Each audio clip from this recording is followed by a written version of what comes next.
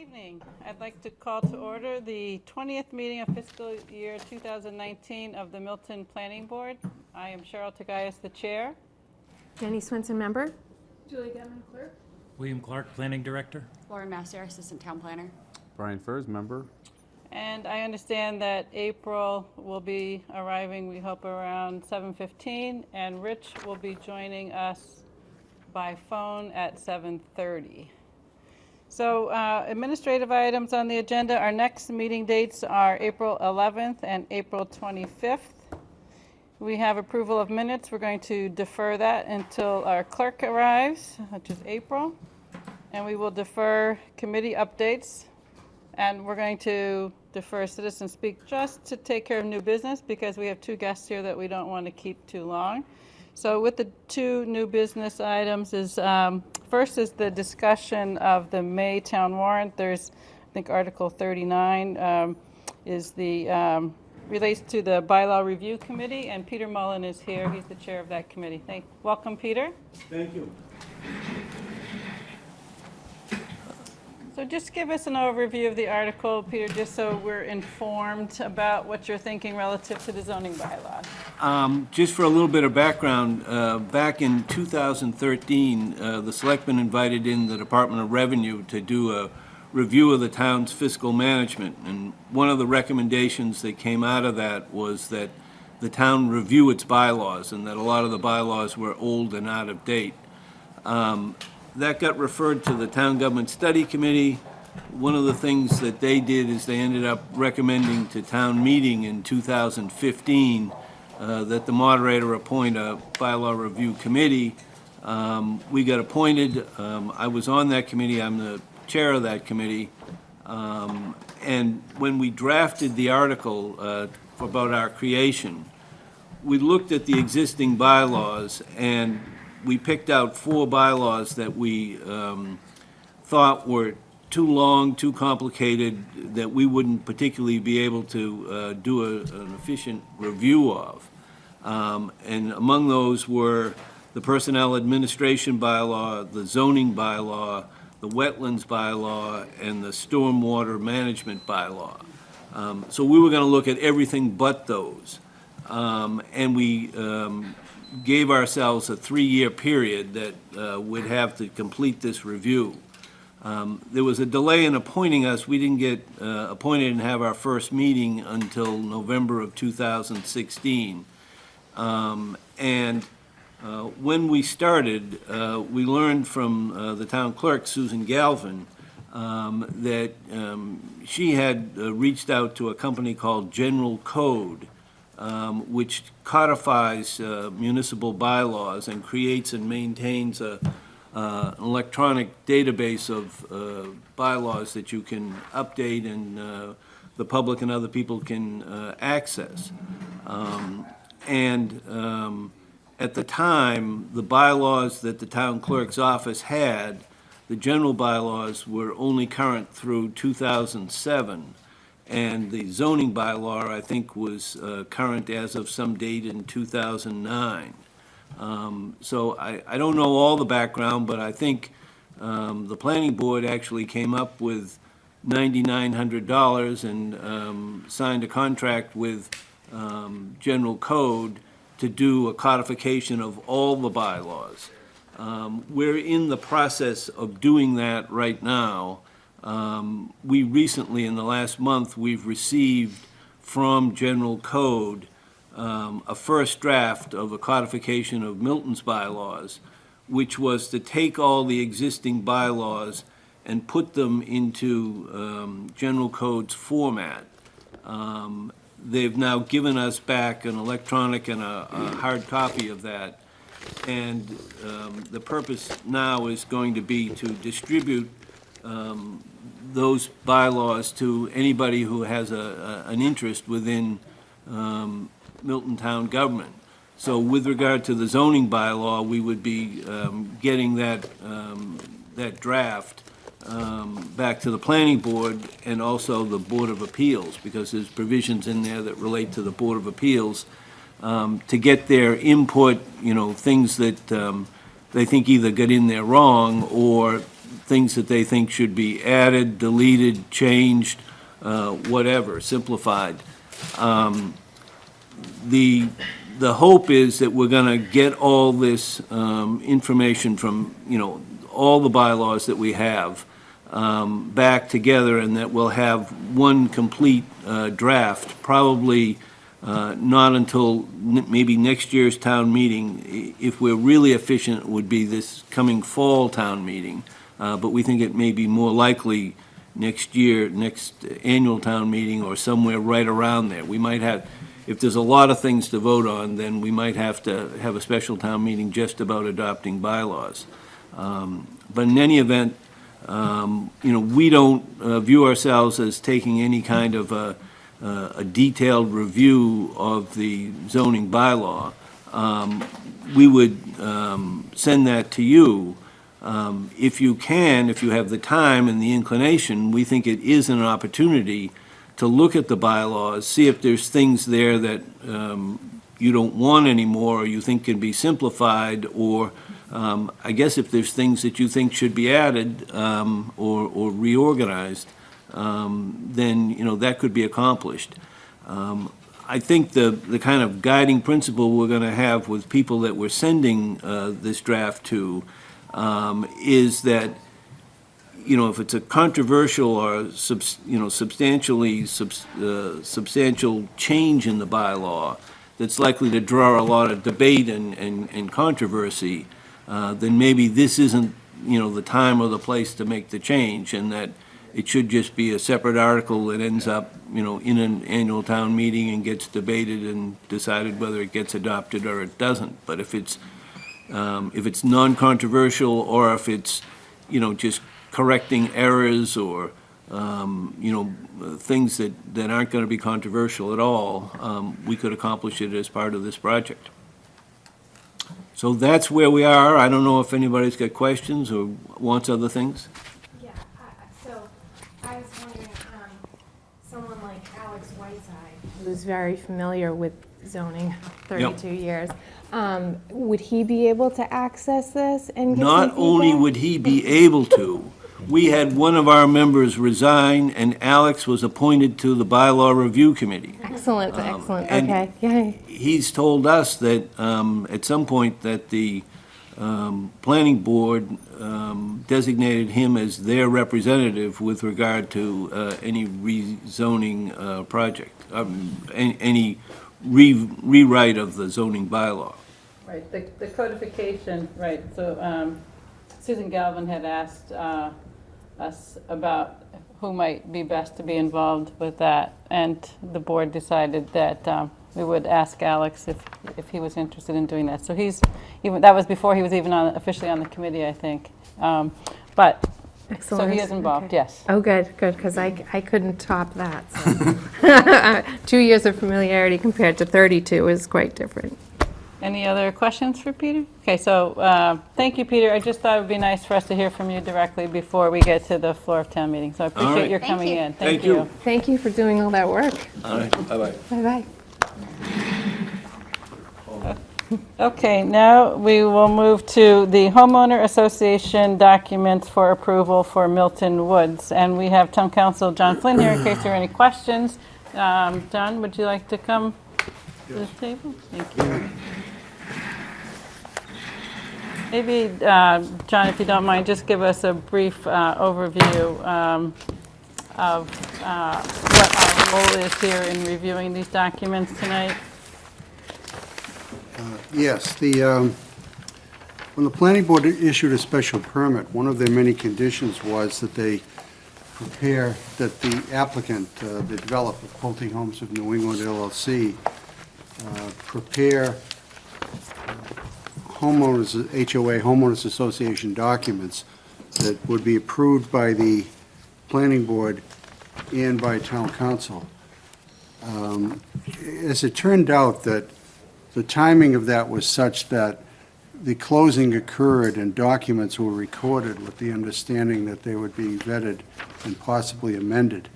There were two documents recorded. One is called a Declaration of Protective Covenants, and the other is a declaration of the Homeowners Association. And the two of them basically define what the obligation and rights are of the owners and of the association. And I've reviewed them, and what happened was, the Declaration of Homeowners Association was amended once, so there are two documents recorded with respect to the Homeowners Association. The Declaration of Protective Covenants was also recorded around the time of the closing, so there were three documents of record. I reviewed them, had a lot of exchange with the developer's attorney, and I suggested changes, which I think you were provided with, and in the interest of time, I just made those changes on the existing documents so that they could see what we were talking about, with the understanding that when and if we reach resolution, there would be an amendment, a separate document to be recorded. And we were able to reach agreement on an amendment to the Declaration of Protective Covenants, which is the first amendment to that document. And we were also able to reach agreement on a third amendment to the Declaration of Homeowners Association, which is also a separate document. But the way the special permit reads is that the HOA documents should be reviewed. So what I proposed through you and Mr. Clark is that if you accept my edits, our edits, the edits that the attorney agreed to, that you vote to approve the entire batch, all 5 documents, with the understanding that although you had not seen the 2 declarations before they were recorded as amended, I'm recommending that they're okay. And primarily, obviously, the main concerns are, 1, that they protect the interests of the town. In my opinion, they do.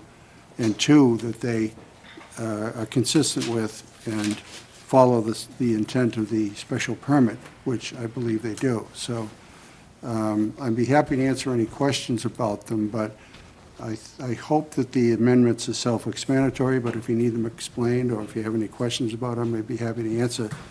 But at the end of this discussion, if the board is inclined to approve them, I'm recommending that you vote to approve all 5 documents, and hopefully you receive the text of a motion for that purpose. So, Yes, we do have the text of the motion. Does anybody have any questions? Brian? I have a couple of questions and a couple of just comments that I'd want on the record as we look to approve these. And I understand that these are basically final. They've already all been signed, but they're obviously not recorded yet. Some are and Some some are? aren't. Okay. 3 documents Oh, have I been see the book and page. Yep, I see it. Yes. Okay. The 2 documents that have not been signed are the First Amendment to the Declaration of Protective Covenants and the Third Amendment to the Declaration of Homeowners So Association, there's an opportunity to potentially make a change if necessary, based on these comments. if necessary. Okay, yes. great. Yes. So I'm on the Declaration of Protective Covenants. Page 2. This is really, I don't think it's a big deal, John. You didn't say anything about it, but in section 2, residential use, feels like you should have probably said, notwithstanding certain exceptions contained herein, no building or structure of any kind shall be erected. And then it goes on from there. But I think the fact that you're catching fences, sheds, non-dwelling structures, screening structures, or hedges shall not be erected. So I think that probably captures it. Page 3, in section 9, under boats, funny place for it, but there's a reference that there shouldn't be any satellite dishes or solar collectors without prior written approval. I think that's fine. I just would like it to be on record that Milton is a town that encourages solar panels on the roofs and solar collection on properties, and we have an effort in Milton to solarize Milton. So if someone's looking back on the minutes of this meeting and wondering why we didn't, or why we weren't allowing solar, I think we're encouraging it, but it's at the discretion of the Board of Directors.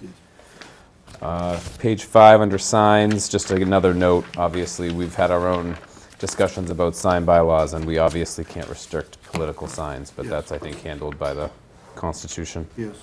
That's all I had on the protective covenants under the homeowners association document.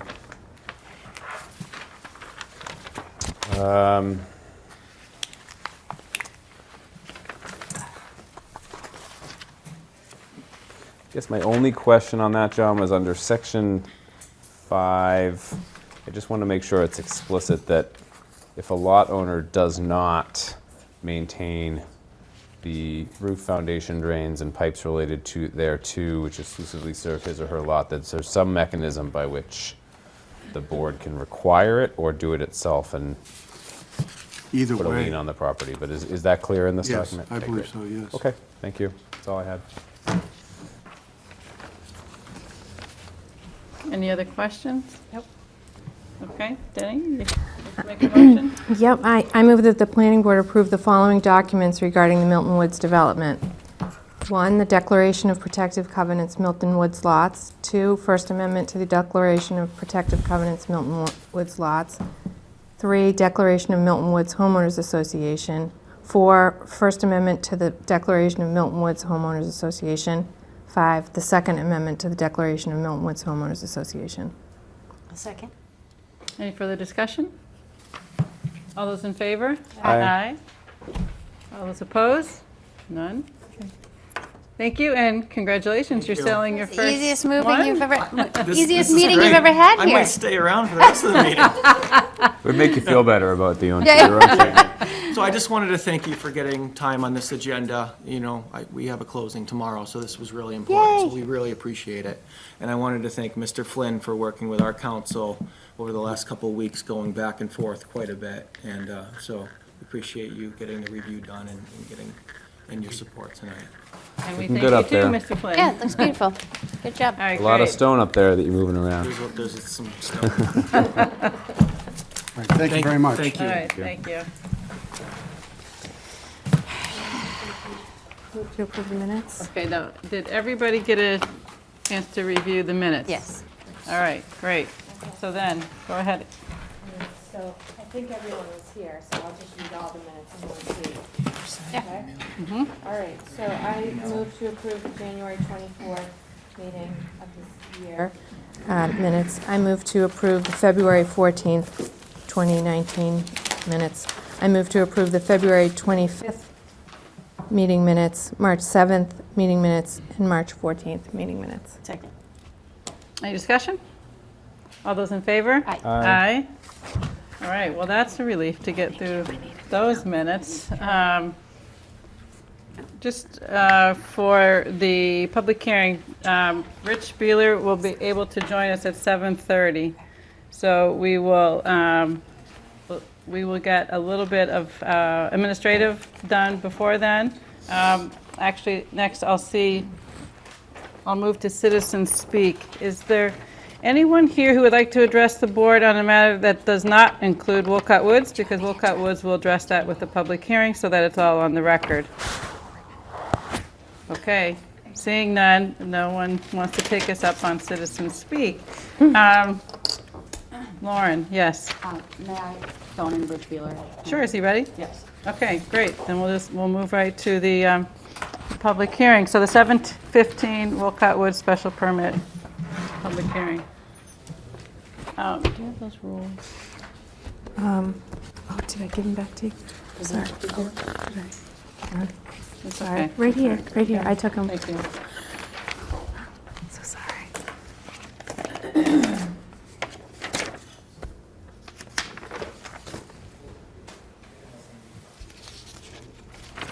It's Lauren. I'm going to put you on speakerphone and set up the mic momentarily. Did you get my email about the instructions for watching and on the phone? Okay, perfect. All right, 1 minute. All right, we have Rich Beeler on the phone. Hi, Rich. Hi, Rich. Hi, Rich. So per the rules, I am to announce that member Rich Beeler is participating by phone, and any vote that we take tonight will need to be a roll call vote while he's participating in that manner, okay? So, we received a lot of documents on the Wolcott Woods since our last meeting.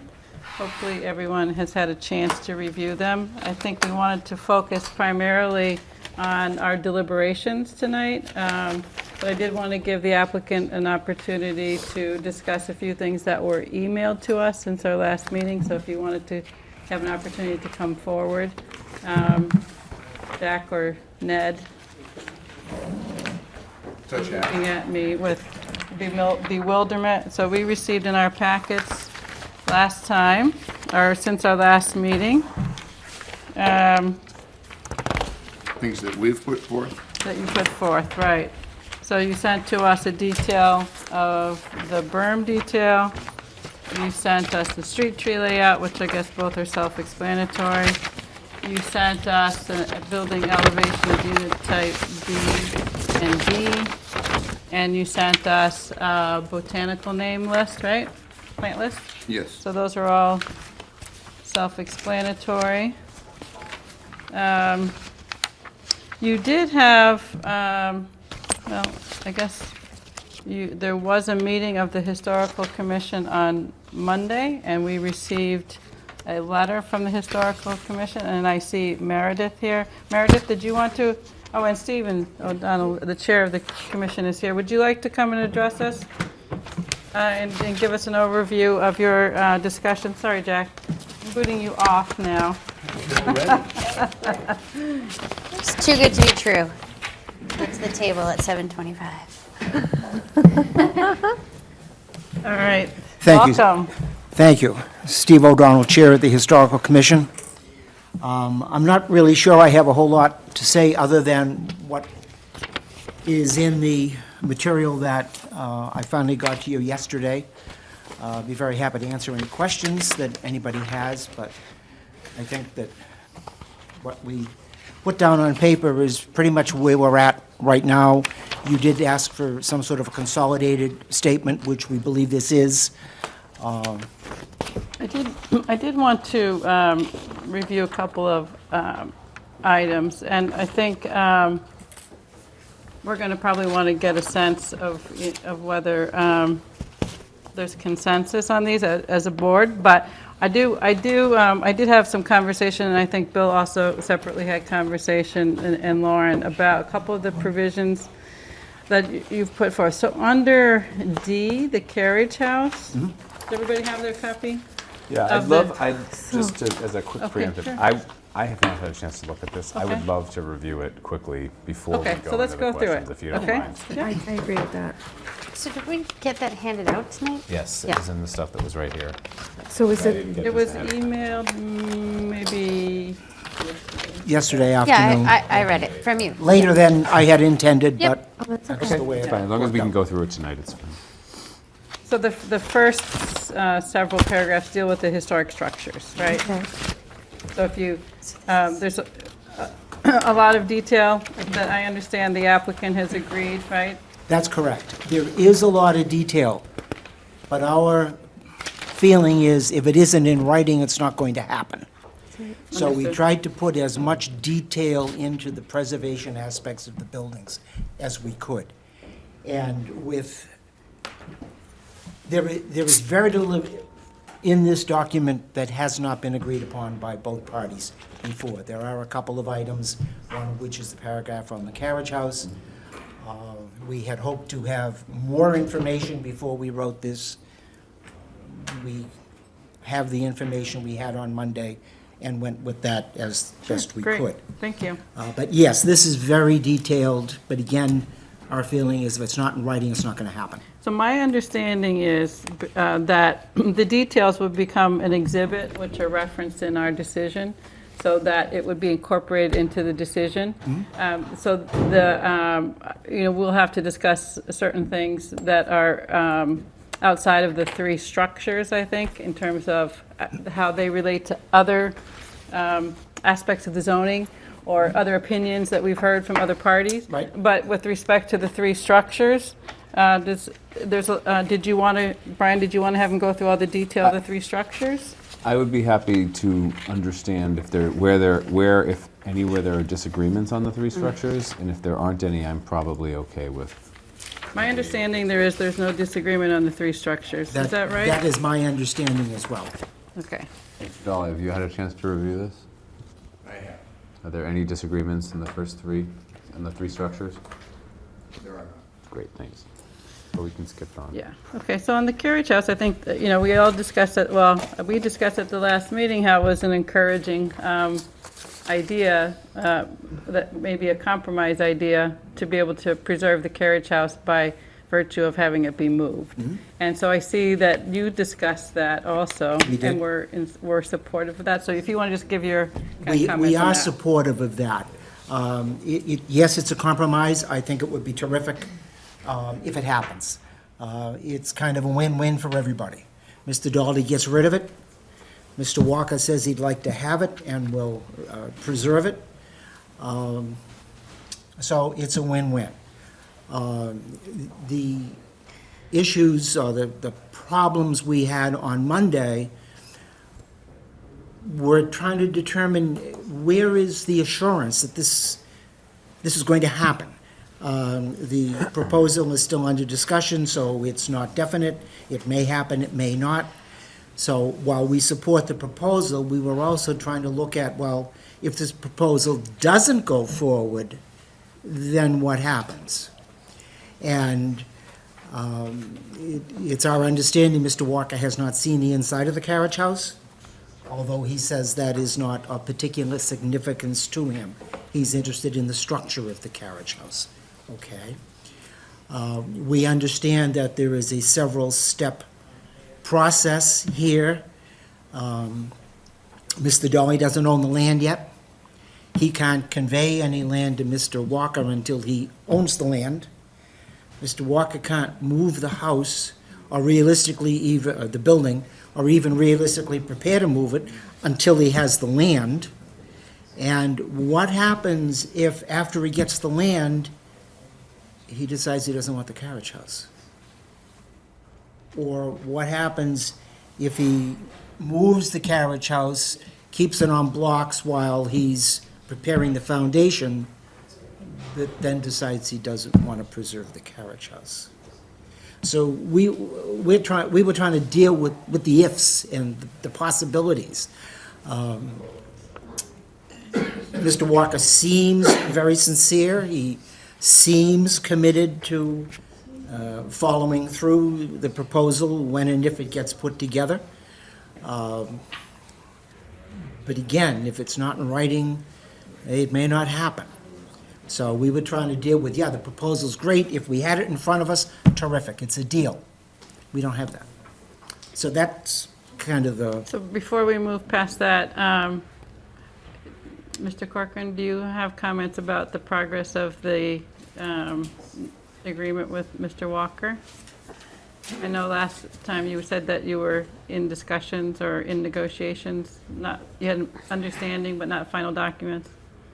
We're still driving to a final document. We're down to fairly close finish. We're working in good faith on both sides to arrive at that outcome. And the timing of that, your expectation is that that would be finalized before we vote on a special permit? Correct. Our hope is to have it signed next week.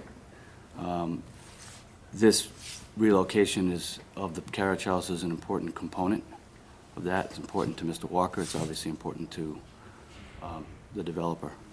So part of it, in terms of the land conveyance, would obviously require new plans for us to review and be a part of our...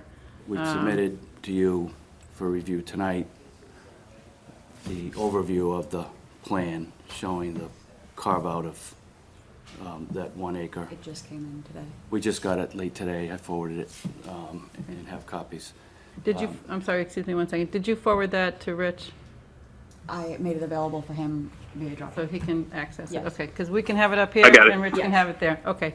And then we're working on a draft of an A&R plan that would go with it. The process, I mean, technically is that, assuming the special permit is issued and is not appealed,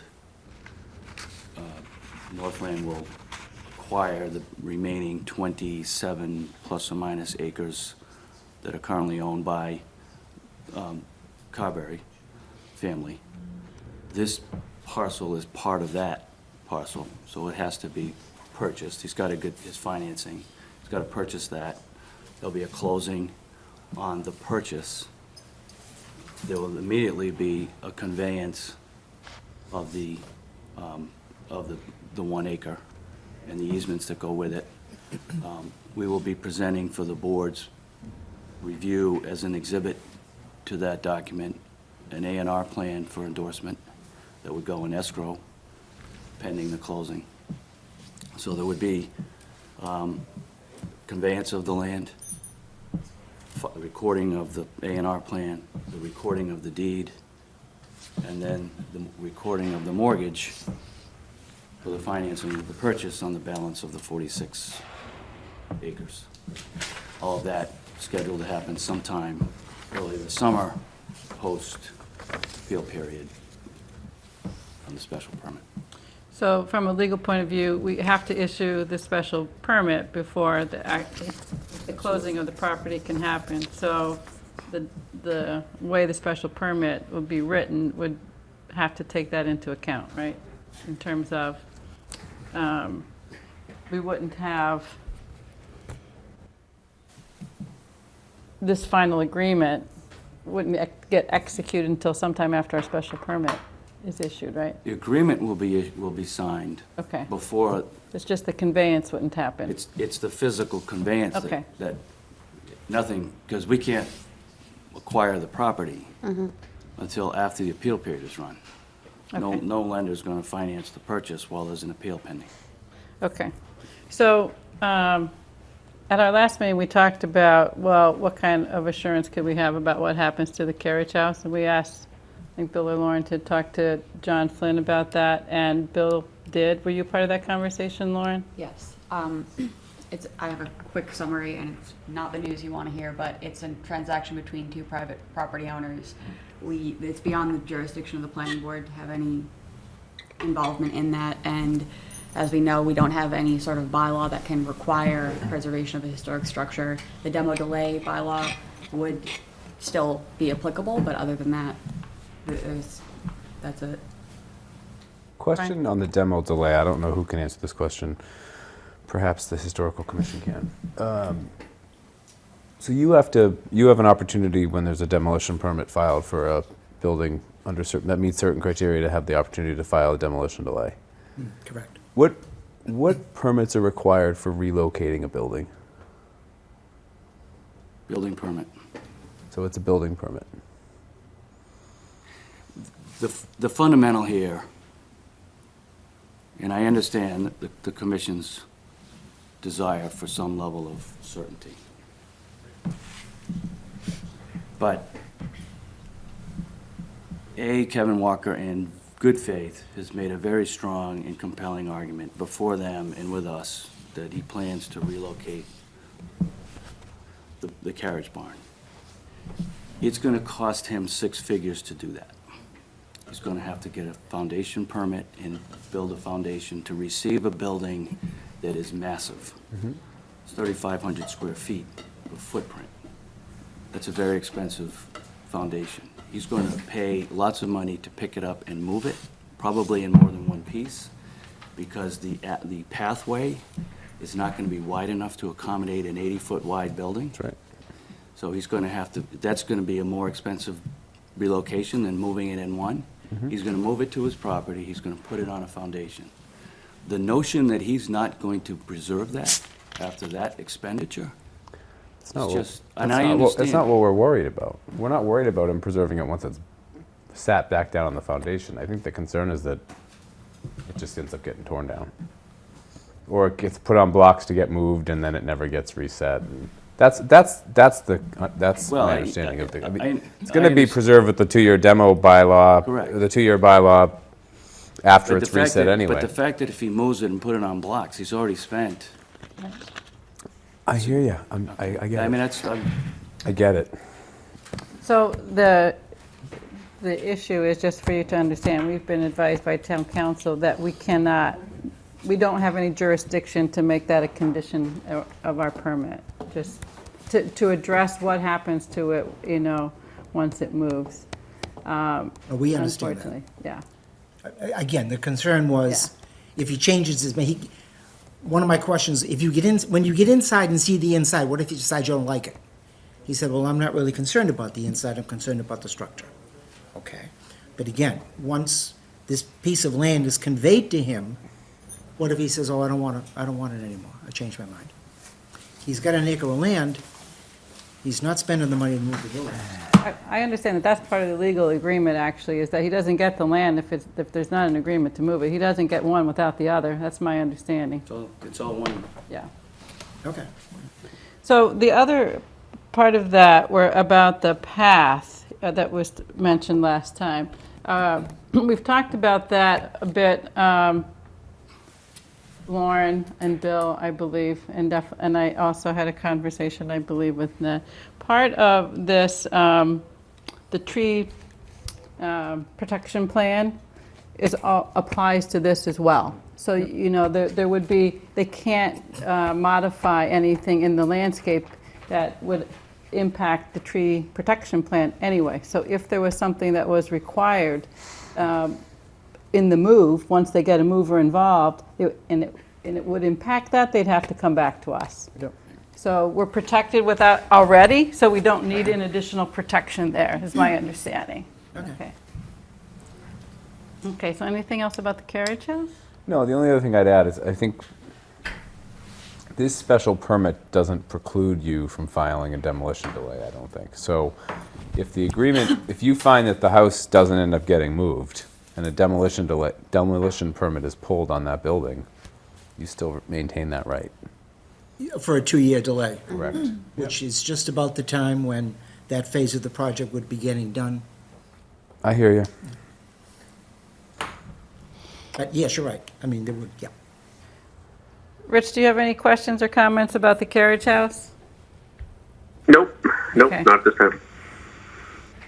All right, so we expect that we will hear next week via Bill and Lauren whether this agreement's coming together.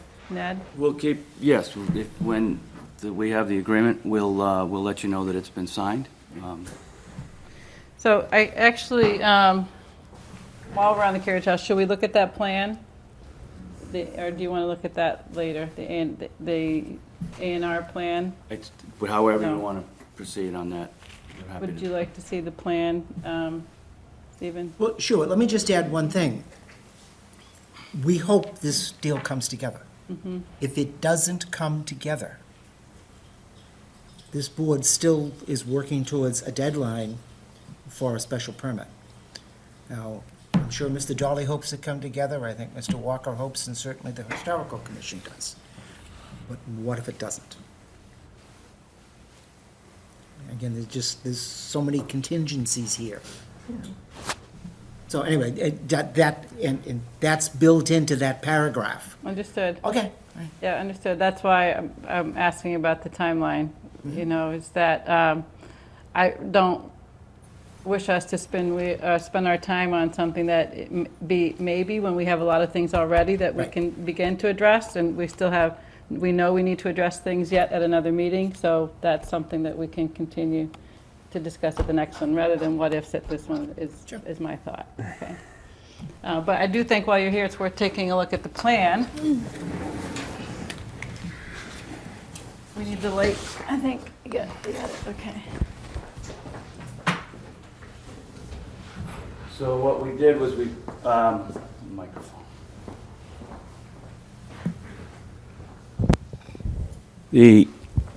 This is essentially with the open space plan.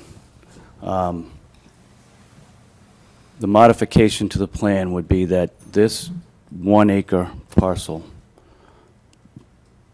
would be conveyed in fee to Mr. Walker. Can you point out where the existing drive is there? Yep. Existing drive comes up like this, comes through that, and right to the wall. This is the Walcott Mansion. The driveway comes down through here, sweeps around here, and out. One of the big issues for Mr. Walker is that he only has an easement, a non-exclusive easement, to use that driveway and shared with the owners and occupants of the property. The premise is that we convey 1 acre, which is, we have 47.054 acres. The bylaw requires a minimum of 46 acres, so to to be in compliance with the bylaw, we have to retain 46 acres.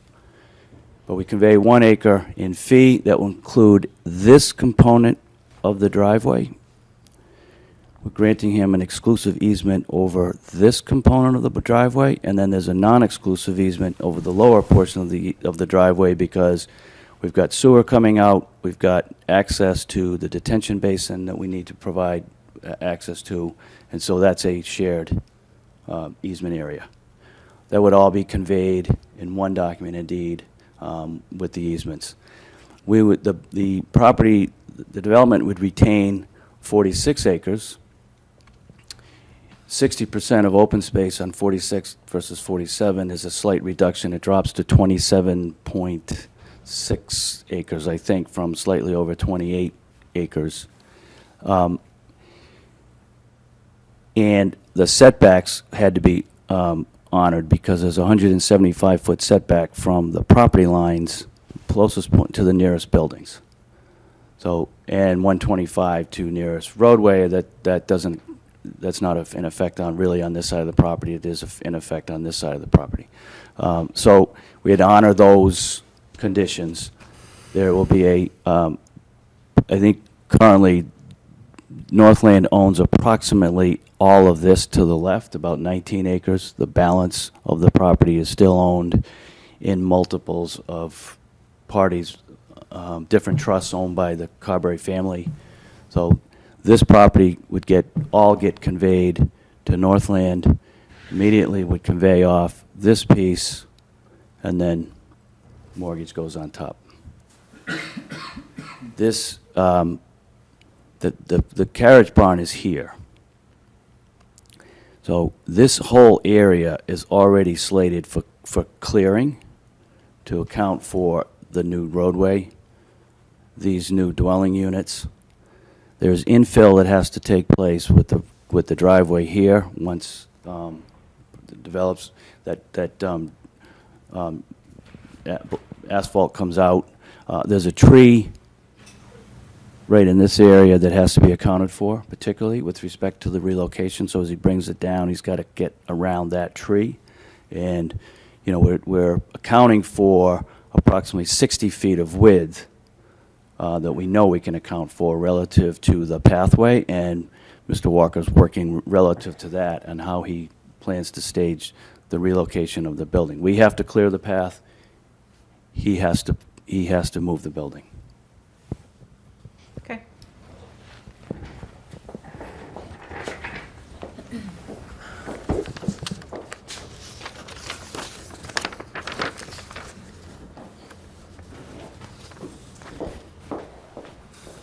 Do you have any, did you see that on Monday, your commission, Steve?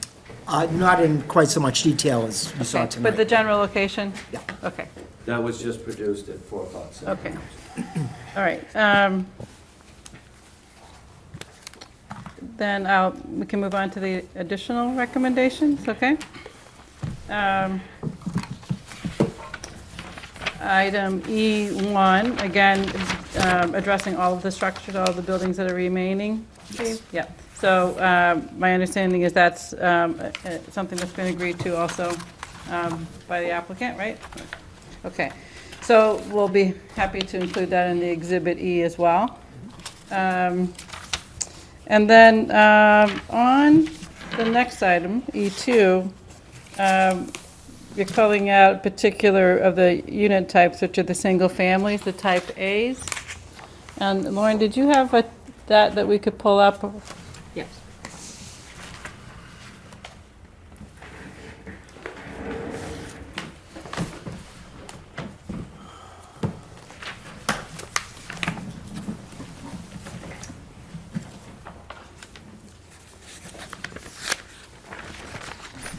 Back one. Okay, so you're calling attention to the small windows? On which elevation? Which would be the bottom representation. There appear to be a row of small windows tucked under the eave, which is also, I believe, the front of the building, which, and they don't, those small windows at that elevation don't seem to fit in with anything else.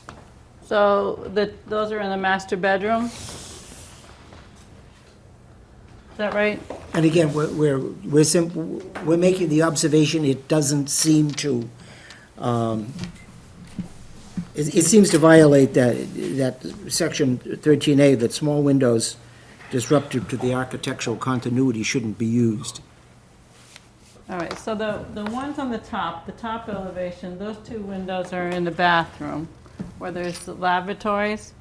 So those, that would be difficult to have larger windows and have mirrors at the lavatories. Right, we But were looking- the other ones at the bottom are in the master bedroom. Is that the ones that you're referring to? Yes, the bottom illustration. Okay, and then how about the back side there? Are those large windows on the other side of that elevation for that master bedroom? I think they are, right? It's front and side. Yeah, so the front ones, you're talking about windows that are, as I mentioned, in the bathroom. The side are in the master bedroom. And then that master bedroom has windows on two walls. Sometimes a small window is placed in a master bedroom to allow flexibility in furniture arrangement. But Mr. Dolly, do you want to comment on the use of the small windows here?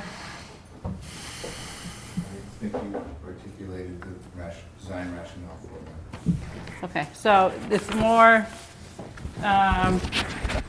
your concern is too much blankness on the wall, or the proportion relative to the others? Well, too much blankness, but also, you know, if you look at all of the other illustrations of the buildings as they're proposed, and for that matter, if you go to Woodmere and look at the buildings there, there's nothing like this little narrow strip of windows tucked under an eave.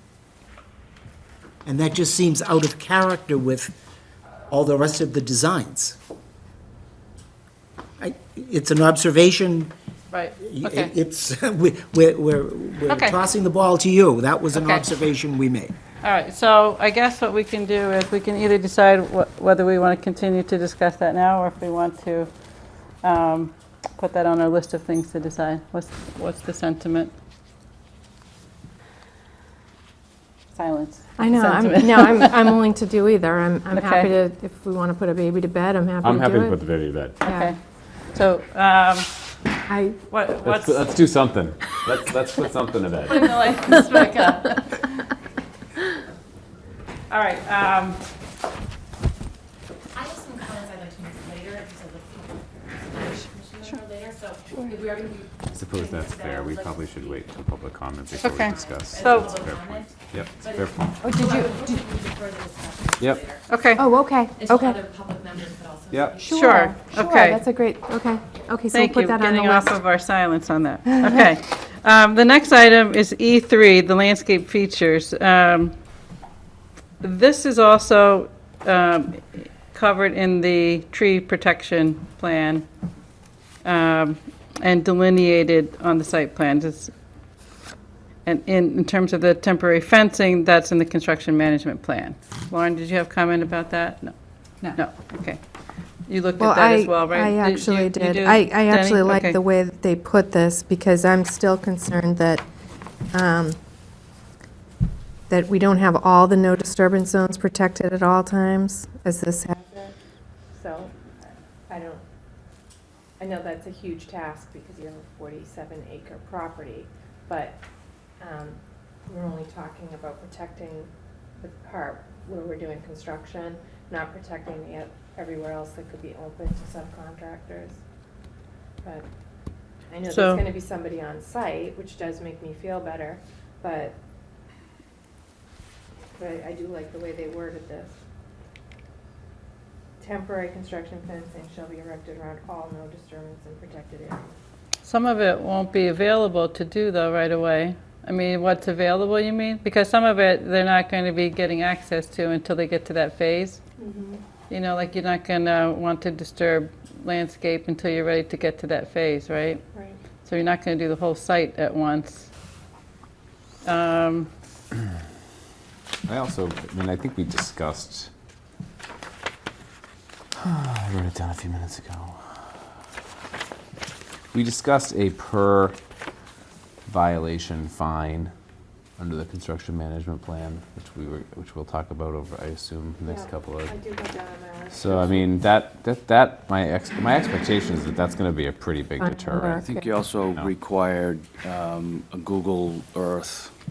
Yeah, I think this is more like people parking on lawns. Yeah, I and stuff. understand that, Yeah, I think this is, I think that, I mean, a fine's gonna, I would think that's gonna be a deterrent, because I bet they pass that back to the offender in the contract, so I bet it's pretty effective. Okay, then if we have the 1 month, like periodic check-ins from the tree or landscape Right. expert. With those two things coupled, hopefully we're in good shape. Okay. Carry on. Okay. Well, we'll have to check the language as we get to the details of the language, okay? For that last sentence you're referring to specifically, Denny? Because I Yes, do think yeah. the rest of it is covered. Yes. Okay. And then on the E4, walls and fencing, to maintain and replace the split rail wood fencing along the meadow pastures and lawns is part of the proposal. So we all are in agreement on that. The existing stone walls that are in the paths of new construction will be modified, and that's been included in their plans. But and they've also identified the ones to remain in their plans.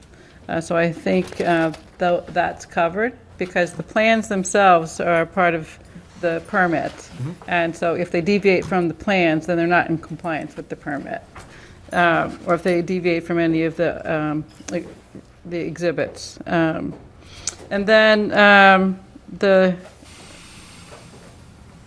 we talked the last time about accepting the interlocking structural block wall at the crossings of the stream also. And then we also talked about that the bylaw says the retaining walls shall be stone faced.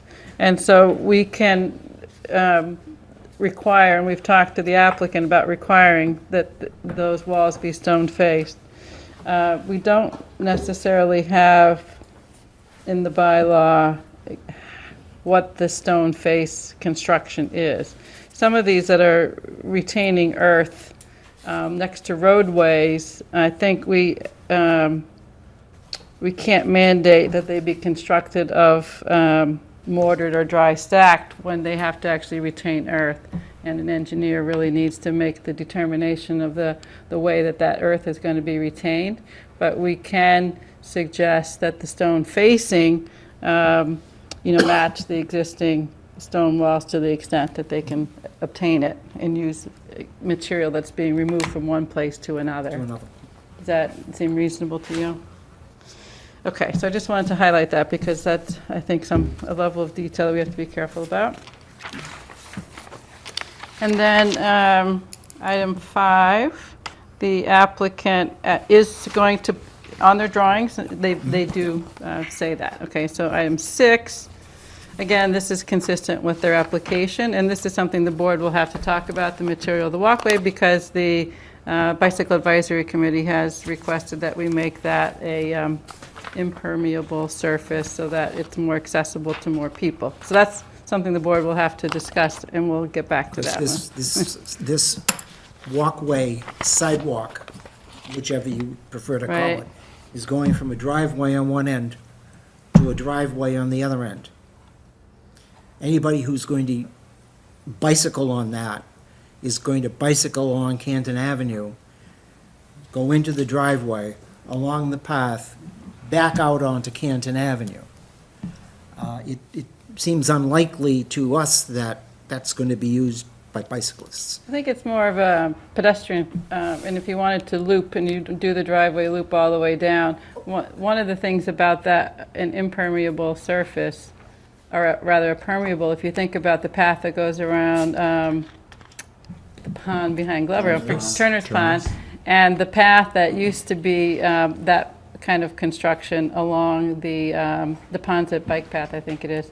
When you get a heavy rain, you can get ruts in those. And then if you have an over 55 community, let's say someone's out with their grandchild in a stroller, or they're using a walker, or they're a little unsteady on their feet, that kind of surface would be limiting to, and it, you know, the development, as we get to it, is going to have to meet accessibility requirements. And so that's going to keep that surface that meets both the Americans with Disabilities Act and the Architectural Access Board regulations for the state. It's something that has to be considered. They're going to have to make that material be something that meets those codes. And if they can do it in a permeable material, then fine. But it will be something that have to be maintained on a very regular basis to keep it that way. Well, again, that's our recommendation. It's yours. But if it is not a permeable surface, that makes the rest of that paragraph even more important, and that is the location of that walkway, which... So do we have that on the plan that was just up there, Ned, the walkway location? But this is consistent with what we've talked about all along. This is the You're outside the tree buffer. Yeah, this is where it's been shown on the plan. Yep. Okay, so I Where, guess- where it shows on the plan is through the woods, if you will, the Right. wooded area to the south and west, coming out into the meadow area at approximately the location of the present driveway. And then the plan shows it going back into the wooded buffer zone as it's going along where Mr. Corcoran is showing. Okay, so it, When I met with Mr. Dolly most recently, which was coldest day of the year, whenever that was, January, February, whatever, he agreed that if we wanted it not to go back into the trees and continue through the meadow, that was okay with him. I see. One of our concerns about if it's going to be a hard surface, you've got to get equipment in that tree buffer zone to level and pave or do whatever you're going to do. And you're going to end up cutting a swath through that tree buffer zone paralleling Canton Avenue, which is going to open up the tree buffer. So at the left-hand end, as we look at it, if that path continued through the meadow, if you will, just on the inside of the tree buffer, it leaves those trees undisturbed on that end. The other end, it's a very deep treed area. It's not going to make any difference. You're suggesting a different location for part of the path than what's shown here? That's correct. Did I articulate that Yeah. adequately, Jack? So, when Ned presented his plan last time, I think it was, he said that there was a plan to take out any trees.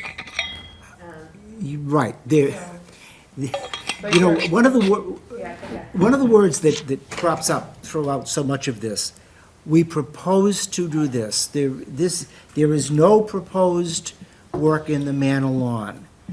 There's no trees proposed to come out.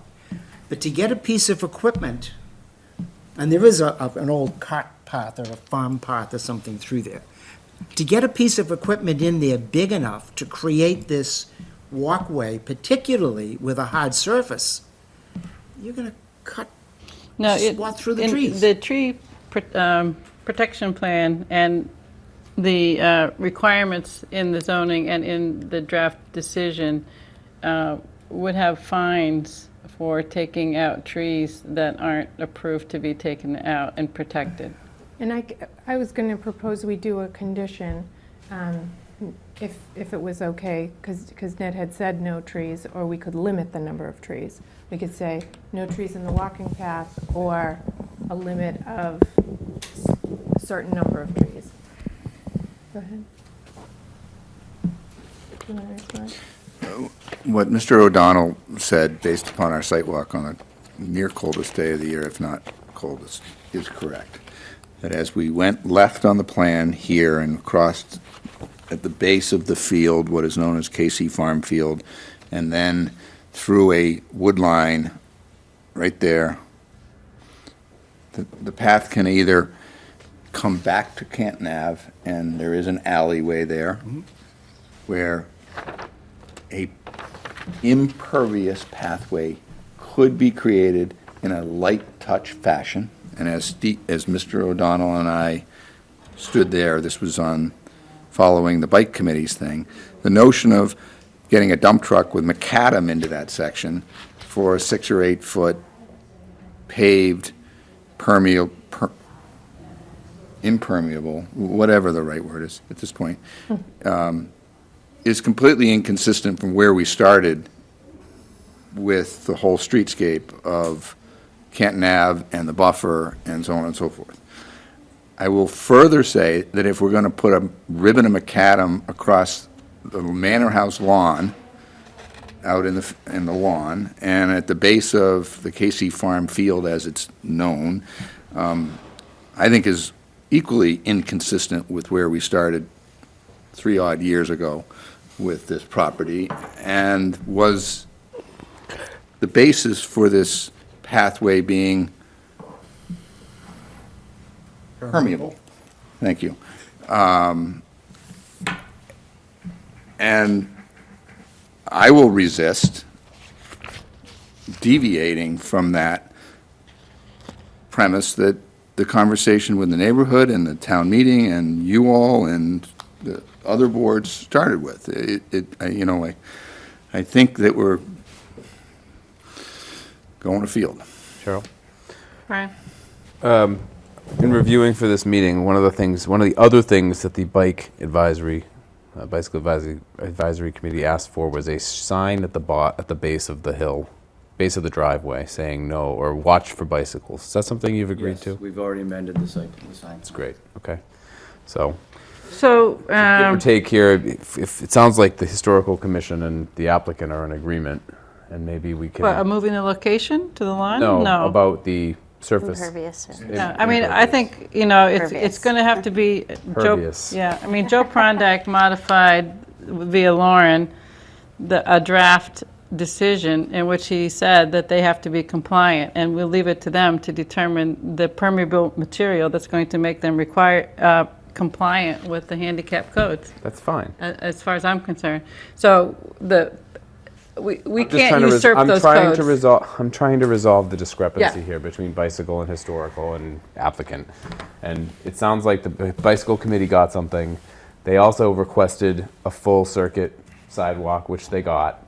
So it probably is a good opportunity for us to now go with the historical commission and now move this item off our list, in my opinion. All I want to say is that we can't take jurisdiction over those codes, so I think we don't even have a role in it. But we do have a role in saying whether this change that they propose in location we agree with, right? So that you don't agree with. The change in location I do agree with. You do agree I believe that we with. can weave at the very base of the Manor House lawn, as Mr. O'Donnell and I walked, a Bless you. Bless you. impermeable pathway right along the Permeable. Permeable. Yes, permeable. Permeable and non-macadam pathway, just inside the property, beyond the tree line, inside the property, as opposed to within the tree line. And it will fit contextually, aesthetically, and appropriately. I agree. All right, so you're going to provide us with a revised site plan which shows the location Yeah. for our final And I set. will say, for the record, it will not meet an ADA code. You have a slope coming out of the Manor House field to the KC Farm field, and short of weaving that, like the Kankamangas Highway, it will not meet that code. So that requirement will not be able to be maintained in the special permit. It'll be a building official decision, though, not ours. So is this path isn't being deeded to the town? I mean, it's not a publicly owned path, it's on private property, so I don't know why. The bylaw actually says permeable pathway, but it also says walkway. I looked at this today. And I think what the material is and whether it meets those handicap codes will become when they apply for their building permits. All right. Because those are not but part of we our don't- jurisdiction. Exactly. We don't have to reference ADA in our decision, so that's that's to Mr. Dolly's point, we don't have to worry about that. My comment about surface area had nothing to do with ADA. It was commenting on your initial comment that there was a discrepancy between bicycle and historic. Yes, there is, right. And I'm trying to suggest that bicycle got 2 out of 3 of their requests. So this one, since the applicant and the historical are in the agreement on it, it's with the original spirit of the application, I think that this is a good place to land. On the word permeable, but what about on the location? I don't care I what think it they is. all agree. Let's Yeah, move they it. So agree. they're going to provide us with a revised plan that shows a different location than what we've got so far. That protects the trees.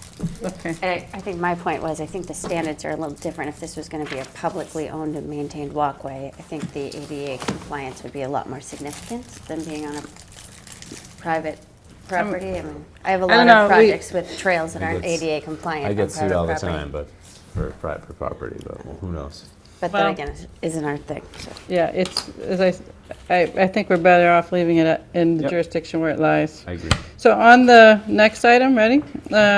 7, existing buildings documentation. Have you seen what they did provide Yes. us? And is Yep. that adequate, or would you like further documentation? Like a little more further documentation, particularly on, I think the buildings are pretty well represented in your package. A little more documentation on the landscape, the fields, Can you, as they may be. so you've got that in here, just because we want to be kind of explicit when we say, you know, what else you'd like, let's just be clear about it, We can do that. okay?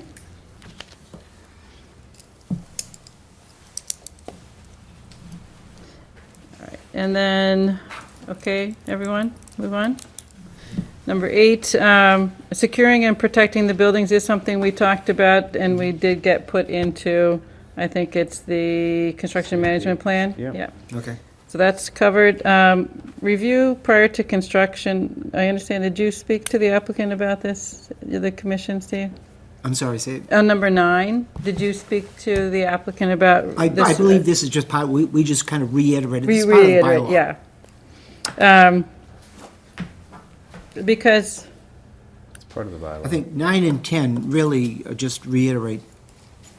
we always have any change has to come back to us. And we try and be as specific as we can be about what we think is a change, because the building commissioner needs clarity from us. Okay, so number 10, the monitoring lies with the building commissioner. And my understanding is that we don't have the authority to put this as a condition, but we'll get clarification from town I thought council that was on it. part of the bylaw as well, I don't think but so. perhaps not. But we'll get clarification, okay? And then So we'll get again, clarification from Joe Pondak? no, from John Flynn, Oh, John Flynn, okay. about our authority on that, Okay. okay? Bill just found it. Bill, did you find out from John? 'Cause I know I asked him about this via email. You did, and it doesn't because Historic Commission under Special Permit 19 under page 158, the applicant shall present its plans for restoration and conversion of a pre-1900 building to the Milton Historical Commission and shall identify and address any comments from the Milton Historical Commission in its application for a special permit. That's it for requirements to historical. It doesn't come back and give more. Because the planning board doesn't monitor during construction, that's the job of the building commission, the Okay, no, building that- commissioner? that's fine, Bill. No. Okay, I'm just wondering where that language came from originally, because it's not my language, but anyway. so just so you know, we think we may not have that authority, okay, but we're clarifying it. And then we also have the same concern, again, we have to check the legality of what can, you know, in terms of making sure they're preserved down the road, right? That we have an initial owner, but then we're going to have owners that are buying these within the next 5 years, right? And what can they do to those homes? And so what we've talked about, the language allows, if you're going to be a change, that they come back to the planning board because they're subject to the special permit, and that would go through their deeds. So we believe that that's covered just through just like we said, other things are covered through the language of the special permit. And Ned, you're nodding, you agree with that? Yes. Okay. All right, so that covers, I think, so, Lauren, all right, so somebody, it's either the applicant or staff who's going to prepare Exhibit E, which would take these recommendations and make them part of the exhibit that gets attached, right? Yes. Okay, so, Just a follow-up question. but we are going to come back to them. Go ahead, Denny. It came up in an earlier meeting, and I wondered if you could, who actually owns the stone wall by the street? Is that the town or the developer? I don't know. Both, it's the boundary line, It's what, Bill? the boundary line. Okay, all right. Well, I mean, we've been through who owns the stone walls before on other streets. So I think that's why the question was asked. And the plan per Deb's engineering is, it's on the line, Okay. So who owns the wall? both, it's on the line. Both? I own this side, and he owns the other side. It's, Then any change to Comes that time to wall? maintain it, it's gonna belong to the condo Hence it's- association. That's the jurisdiction of the scenic bylaw. Right, that's what I was just about to say. Scenic bylaw would come into play if it's jointly owned, right? All right, is there anyone here who would like to address any of the items that we discussed as part of the Historical Commission comments? Would you like me to speak now? Meredith, is this one you would like to speak? Are there other things beyond this, Oh, too? wait, no, go ahead. Okay. Finish this. All right. All right, then, Madam Chair? yes, So why don't, to the question is, someone will make this an Exhibit E for the thing? Right.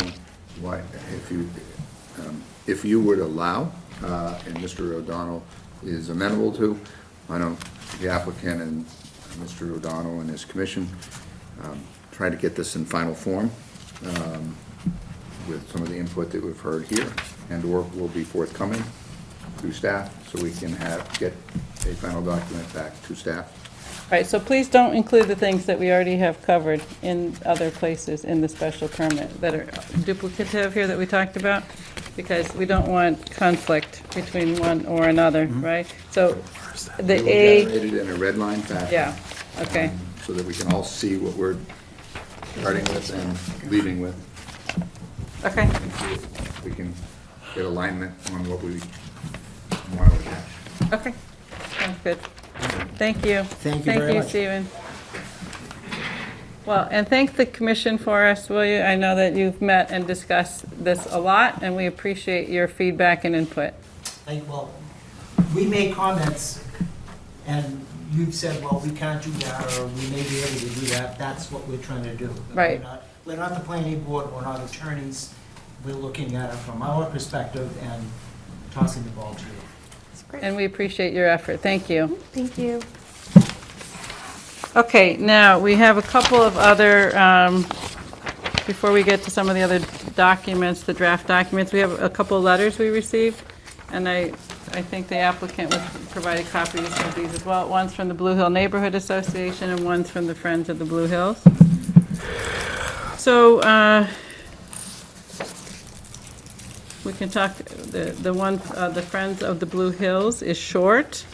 It's requesting an archaeological assessment and archaeological survey.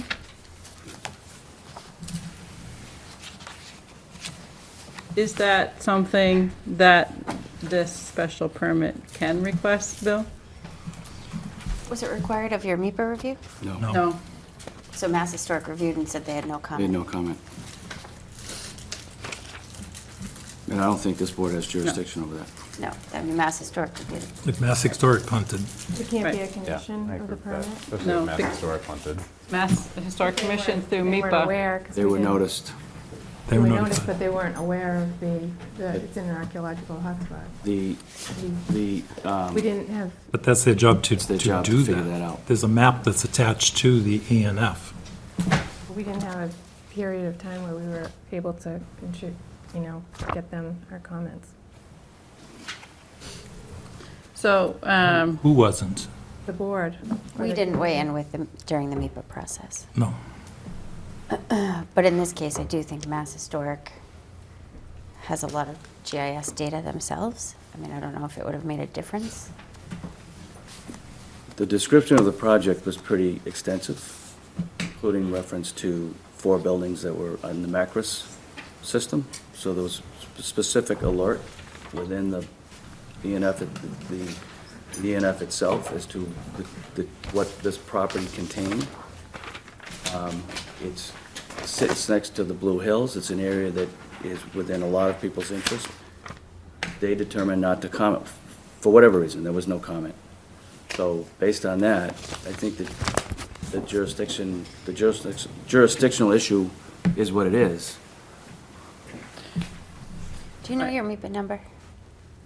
Yeah, it's certificate of the secretary was dated January 25, 2019. It's What's the number, though? It's 15962.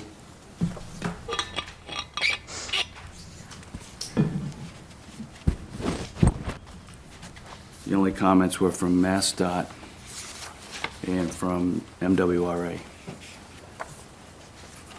So, April, you're pretty familiar with the MEPA process, right? So can you just give a quick overview of this goes to them, and when we say Mass Historic punted or didn't give comments, what do you interpret All from of the that? state agencies have an opportunity to review the project and decide whether or not they believe they have jurisdiction. So if there's ever a case where Mass Historic is pretty aggressive at preserving historic assets for obvious reasons, and if they feel as though they have any reason to believe there's any sort of architectural, archaeological, sensitivity in the area, they would make those requirements or require further study, which would keep them in this environmental permitting process. For them to say we have no concerns or we have no comment leads me to believe they have no reason to believe there's any sort of sensitivity there. Had the town weighed in and said, we believe that there's some sensitivity, they might have looked differently at it, but, I don't know. I do know from my experience in other projects, if they have any reason to believe that there's any artifacts or anything like that, they make it very difficult. And they would have weighed in. So it doesn't seem to me that they believe that there's any sort of reason to investigate further. Ultimately, this is outside of our jurisdiction, so Mass Historic nothing we can do about it. weighed in when DCR asked the question at the town farm site. So it cost the town $20,000 to go and do an archaeological dig of 2 pieces of stone wall and 2 piles of rock. That was at whose request? It came from Mass Historic, but that was something that was pushed by DCR By DCR? also. Okay. So, As in a butter. we have no jurisdiction. And I'm reading in the MEPA certificate that the comments were that if, that folks should minimize and mitigate adverse impacts to historic and archaeological resources. But they didn't have any reason to believe that there was a need to do any sort of digs or further So- investigation. So could we put a condition where if, during their construction, they Well, we don't have to do uncover- that because that's a state law. A state So law, if that's they what I find, thought. if Okay. they're in the process of digging a foundation and they find An Indian. an arrowhead, they instantly have to stop work, notify Mass Historic, then there's this whole other process. So if there's anything found on site. The only reason I'm surprised about this is because when I was researching the Milton Muse site, which is abuts the Fowl Meadow, the DCR archaeologist told me that this is a hotspot. This area is an archaeological hotspot. Sounds like DCR flagged it in this case too. So they do have in this, they have cited, DCR did flag it? that's what Bill just said. for the town Pulte. farm. Town Oh, I'm farm sorry, site. for a Town different farm. project. So in this, in their certificate, they have cited the buildings, their registry number. So they do know there's historic significance here, and they still chose not to review. So I do agree. I don't think there's any ability for the planning board to go above and beyond the jurisdiction of Mass Historic, but it may give you comfort to know that if there is anything discovered during construction, the impetus is on the proponent to alert Mass Historic immediately. And if they don't, there's very significant consequences, so. Okay, so, okay, Denny, further discussion? I'm gonna do a little more homework on that. Okay. I trust April, but I'm gonna do some more homework. Okay, so that's the way we'll leave that for now. On the Blue Hill Neighborhood Association, I'd like to take those up when we get to those topics. So some have to do with traffic mitigation and safety, and a couple have to do with waivers from the rules and regs of, and one has to do with construction management, okay? So we'll get to those. We have a list of what we called our flagged issues for follow-up. So we can either do that next, or we can do the revised drafts of the tree protection plan and the construction management plan. List. List, okay, No, public. okay. You want to go through list? Let's go through the list, and then we'll see if anybody has any comments on the list. How's that? Okay. Traffic mitigation has been revised at least once since we received the application, and that was based on some further traffic analysis, comments from the Bicycle Advisory Committee, and discussion at our meeting. So I think we were all in agreement on those, the signage and other things. There are some topics in the Blue Hill Neighborhood Association that deal with traffic, and then we had the discussion about a mitigation payment, though it's not an obligation under any bylaws at this time. So, the Neighborhood Association has several bullet points. So installing a speed measuring sign on Canton Avenue near the current driveway, which is called here as the emergency access road to Wolcott Woods. So that's in the proposal, correct? Great. Right there. Okay, so that's in the proposal. We can check that. The speed count? That is one of those signs that registers how fast you're going relative to the speed limit. And it flashes if you're going And too does that fast. record, like, the number of cars that go by and the speed they're going? Just No, tells you it just going. tells you. Still, Just you keep measures going it. fast. They are made that they can Yeah. have the ability to download The town has. information. Okay, So The ones the we town- have, the the ones town- we have are downloadable, yes. we can do that. That'd be great. Yeah. So we're going to have that be is that what it's called for right now? Do you know? Downloadable. The speed counting? It's whatever we have in town already. Oh. Yes. We should use the Matching same one. existing town standard. Yeah, And okay. they're solar driven and They're all over the place. We're going to match the town All of ours are standard, is a downloadable. good way to phrase it, I think, okay? speed radar. Data recording or something, like Data gathering, recording, gathering. data gathering, matching town standard, okay? Then installing a no left turn sign during evening rush hours at the corner of Hemlock Drive and Route 138. Was that in the proposal? No, I think that's an issue for the town traffic commission. I agree. Okay. So that's something that could be the association. Hale, I see you here. Can we suggest that that be brought to the traffic commission as a request? Okay. One, if it hasn't been recommended by our peer reviewer or our town engineer, I think the board has to be mindful of we're not traffic engineers. And so that's why I think it's appropriate to take it to the commission. Okay.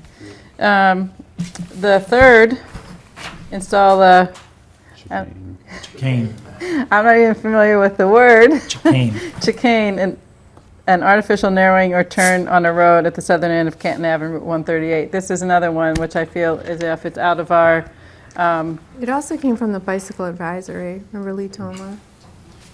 So so does that, did your traffic consultant, if it was also on their list, did your traffic I engineer don't look remember, at that? I don't remember seeing that. I don't know that they looked at that, but I think it's, if that's at the turn at the 138 intersection, that's a MassDOT issue. It's also part of their 138 study. So again, I would say the same on that. And Bill, who will be managing for the town, working with the state on the Route 138 improvements? John Thompson. So, Hale, I would take that to John Thompson, because that's, if any improvements are going to be made there, I think it's going to come through that. Okay. No, that's really an issue of Canton Avenue, not But they have that whole intersection in their scope, like leading into that intersection. Their study, it's available on the town website. It's the 138 Priority Corridor Study, and you could take a look at that and see where each intersection goes beyond the 138 a bit. Okay. So then the next bullet is adding a traffic calming measure. Sure. Same issue. So that one, though, I would say that's Traffic Commission. So earlier, when we were talking about traffic mitigation, we were looking for ideas of what to do that wasn't on 138. So now we're bringing up ideas that aren't on 138, and we're like, okay. Well, I think the You know what I mean? We were, traffic calming measure or suitable alternative, I mean, yeah, because we're not we're not traffic engineers, so they submitted a plan that we all looked at and said this was from a traffic engineer and we agreed to it. And Well, John our Thompson engineer reviewed it, Our right? engineer also looked at it, right. But I get what you're saying, Denny. I mean, these are some Yeah. additional things, which, This is from the neighborhood, they know. I mean, we but- certainly could, in the special permit, we could encourage that the applicant work with the traffic commission to work towards these things. We just can't, I don't think we can But require. I'm Well- also trying to take advantage of the fact that the developer is getting off on having to do that intersection at Brush Hill, because that's 138, and the state's going to do that. Normally, the developer would have to deal with it.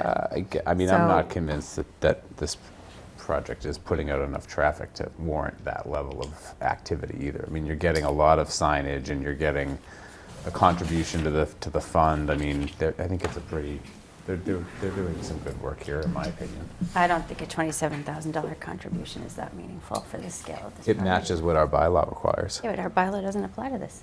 I understand, but it matches the standard that we put forward as a board for It also, projects. it also is based on the actual impact, which is 0. Well, I'm just saying, I don't think a pedestrian crosswalk is going to break the budget.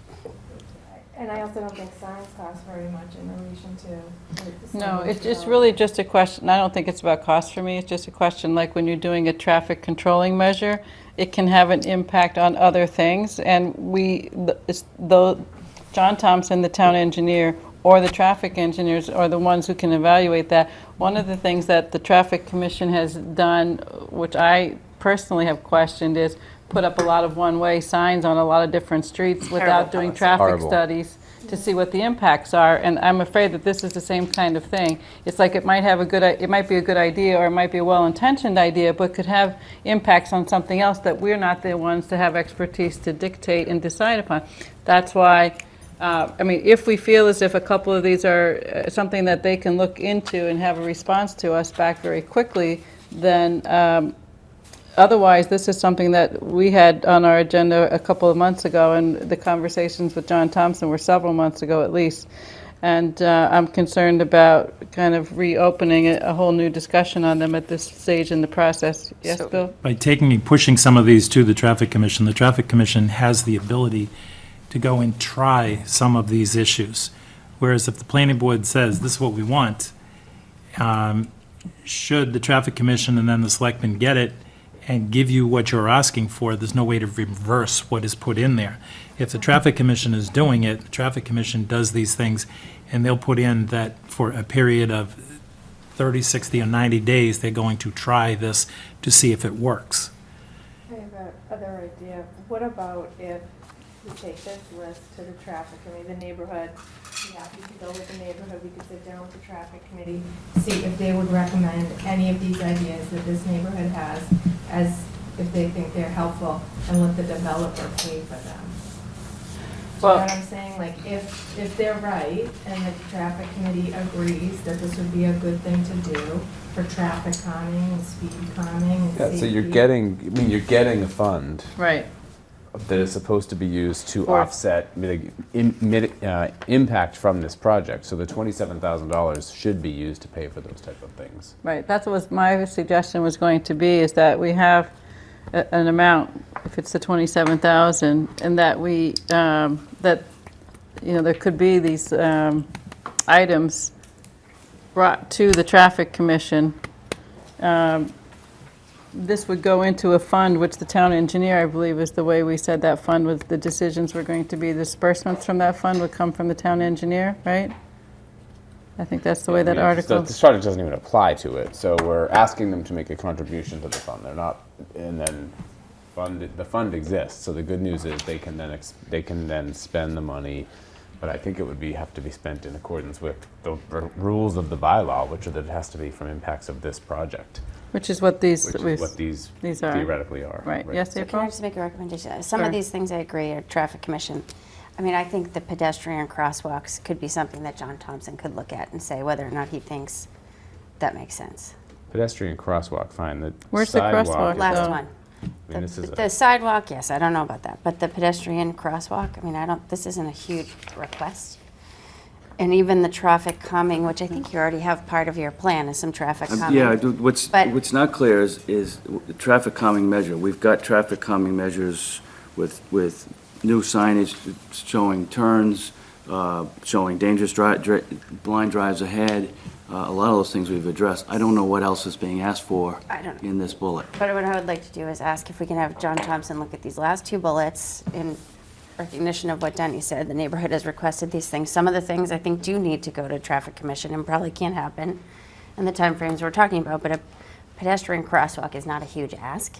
I don't know, I'm not an engineer, if there's any adverse implications of that, but I think John Thompson could tell us, and that is something we could put in as a requirement, and it's a small request. Again, I do think because there can be safety concerns at their locations, it's worth that's- having the comment from John Thompson. Yeah, I agree. that's John okay. Thompson has to look at that. Yeah, we can't because- require that, but he Yeah. can, Not even he can sure look what at you it can between say. now and our next meeting and say whether or not that makes sense to him. Right. As a member of the Traffic Commission, I do know that you can't take and put a crosswalk at Carberry Lane or Hemlock Drive because There's nothing to it go doesn't to. go anywhere. Right, exactly. That's the You can't problem. It take and doesn't put go anywhere. a crosswalk, There's no sidewalk. there's no sidewalk. I mean. That's what I mean, safety-wise. The when I- right-of-way is not large enough to take and put the sidewalk in. There's nowhere to take and put the handicap ramp that is on the other end of that crosswalk. So again, So- I just want to reiterate. You Bring couldn't these two last narrow- bullets to John Thompson and get his feedback. Is what they've proposed for traffic calming enough? Is there something else he would recommend? I don't know what he's going to say, but I think this could happen in a quick fashion. And Yeah. I think it would acknowledge the comments of the neighborhood to the Okay. extent that we I can. agree with that. All right, Let's do that. so, Bill or Lauren, you'll check in with John Thompson? All right, so that, I think, leaves us with the contribution. Are there other outstanding traffic items that anybody had that weren't on this list? No. I do think that the sidewalk is a great idea, and also getting you from the property to the Blue Hills is only 2,000 feet, DCR. I agree with you 1,000%. I wish they'd put sidewalks up and down my street too. And I just know from living in this town for 10 years that you are never gonna get a sidewalk on a historical road in this town, ever. If you narrowed the road, it would slow the traffic. Denny, I agree with you. I'm just telling you, this is a historic road. There's just no way people are gonna agree to it. If they're gonna go crazy. I've had conversations about it on Brush Hill Road and people are like, this is a historic road, there are no sidewalks here. So The I- neighborhood wants Next door it. neighbor? So I still think that could come from the Yes. fund, if it, through process that we can't really do as part of this special permit. The fund can take care of those requests. And Not through. 27,000 can't. No, but whether it's 27,000 or if it's some other combination, but I think the significant comment that came from Bill is there's no width available. That may require land takings, which would have to be approved by town meeting. There's a whole lot of other stuff that goes into widening a road to create adequate width for travel lanes plus sidewalks. That's way beyond. I'm talking For about for narrowing your the road. purposes, I will specifically add into the request of the install, the Good. whole installed sentence there to John, but I will also add in, can we narrow Canton Ave to allow installation of a sidewalk? I'll put that in. Great. As a. Perfect. And then the first one we already have in the plan, so that just leaves the no left turn, which really is a Right. traffic commission thing. Absolutely. Yasiel, would you like to come forward so we can get you on the record, please?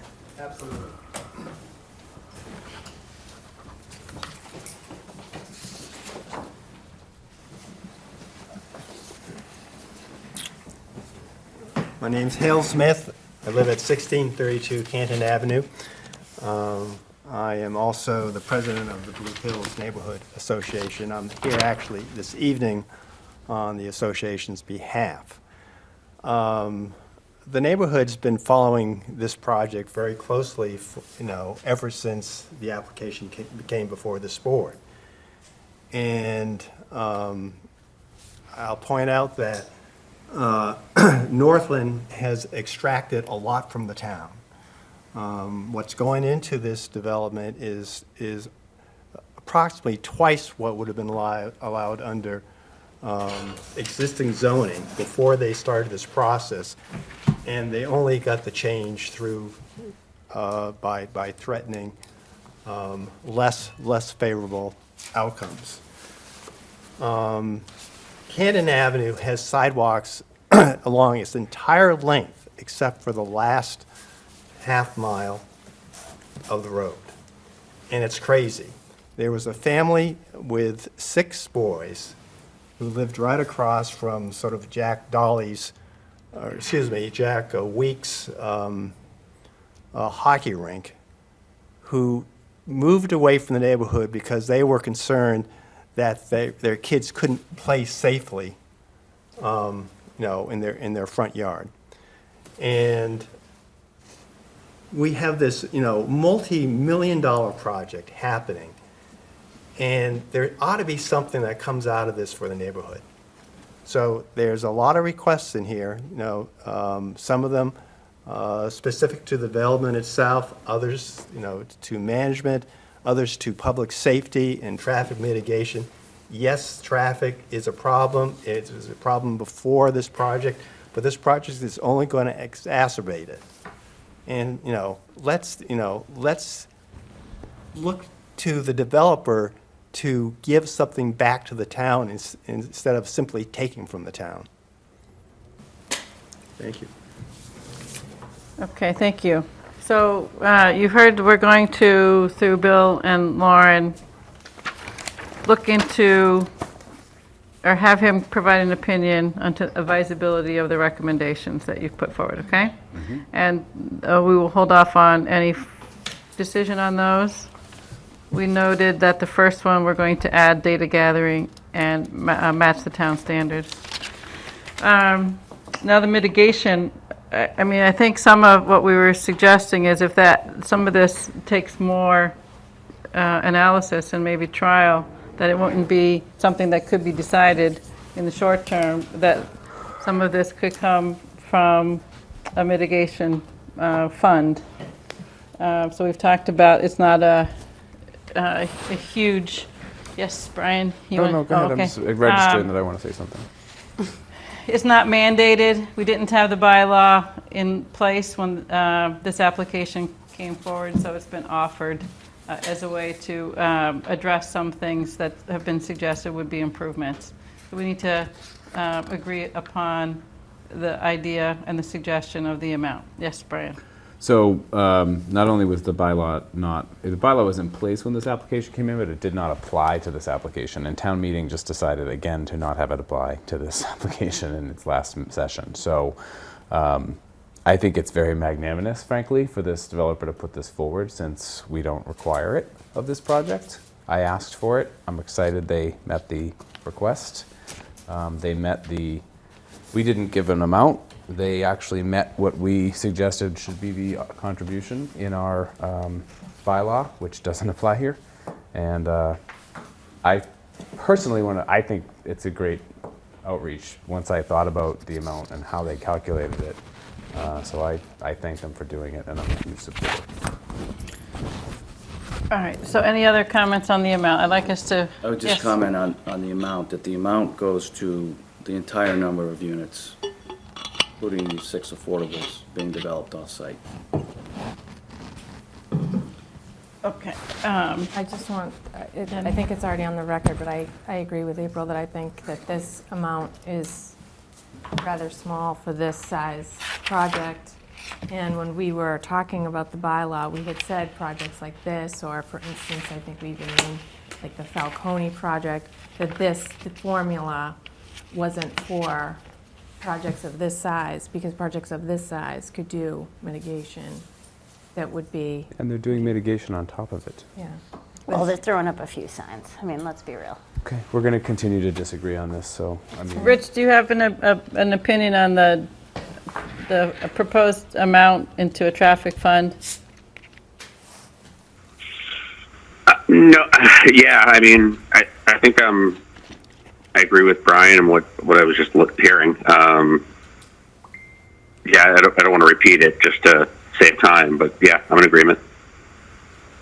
All right, so we've heard two who say that's sufficient, some we have two who've said it's not sufficient. The two who've said not sufficient, what would be sufficient in your view? Well, $100,000? yeah, I would almost turn to Mike Dennehy and to the Traffic Commission and the engineer and ask them what they think is appropriate. Well, I mean, if we're going to build a sidewalk down Dollar Lane to Blue Hill Ave with drainage and everything else, whether or not this works, I don't know, but it was suggested that perhaps this money could go to cover something like that. It's well in excess of $100,000 of a publicly procured sidewalk. Well, publicly, you'd be asking the developer to do it, not the town to do it, right? No, if we're paying for it out of our own fund, we have to procure it publicly, which adds 30% to the cost. That's why I'm saying it, to ask them to build a pedestrian walkway is small potatoes. But if we were going to take this money and then we have to go forward and design and publicly procure an improvement, it's 30-something% more expensive than for a private party to do it. And $27,000 isn't going to go very far. All right, so if you made a condition to do some of the things that are suggested here, which have a dollar value, do you take away the traffic mitigation fund money? No. I mean, I think painting a sidewalk is going to cost them $2,000. Not even, probably, if that's what comes out of this. And we don't even know if John Thompson's going to say that's a good idea.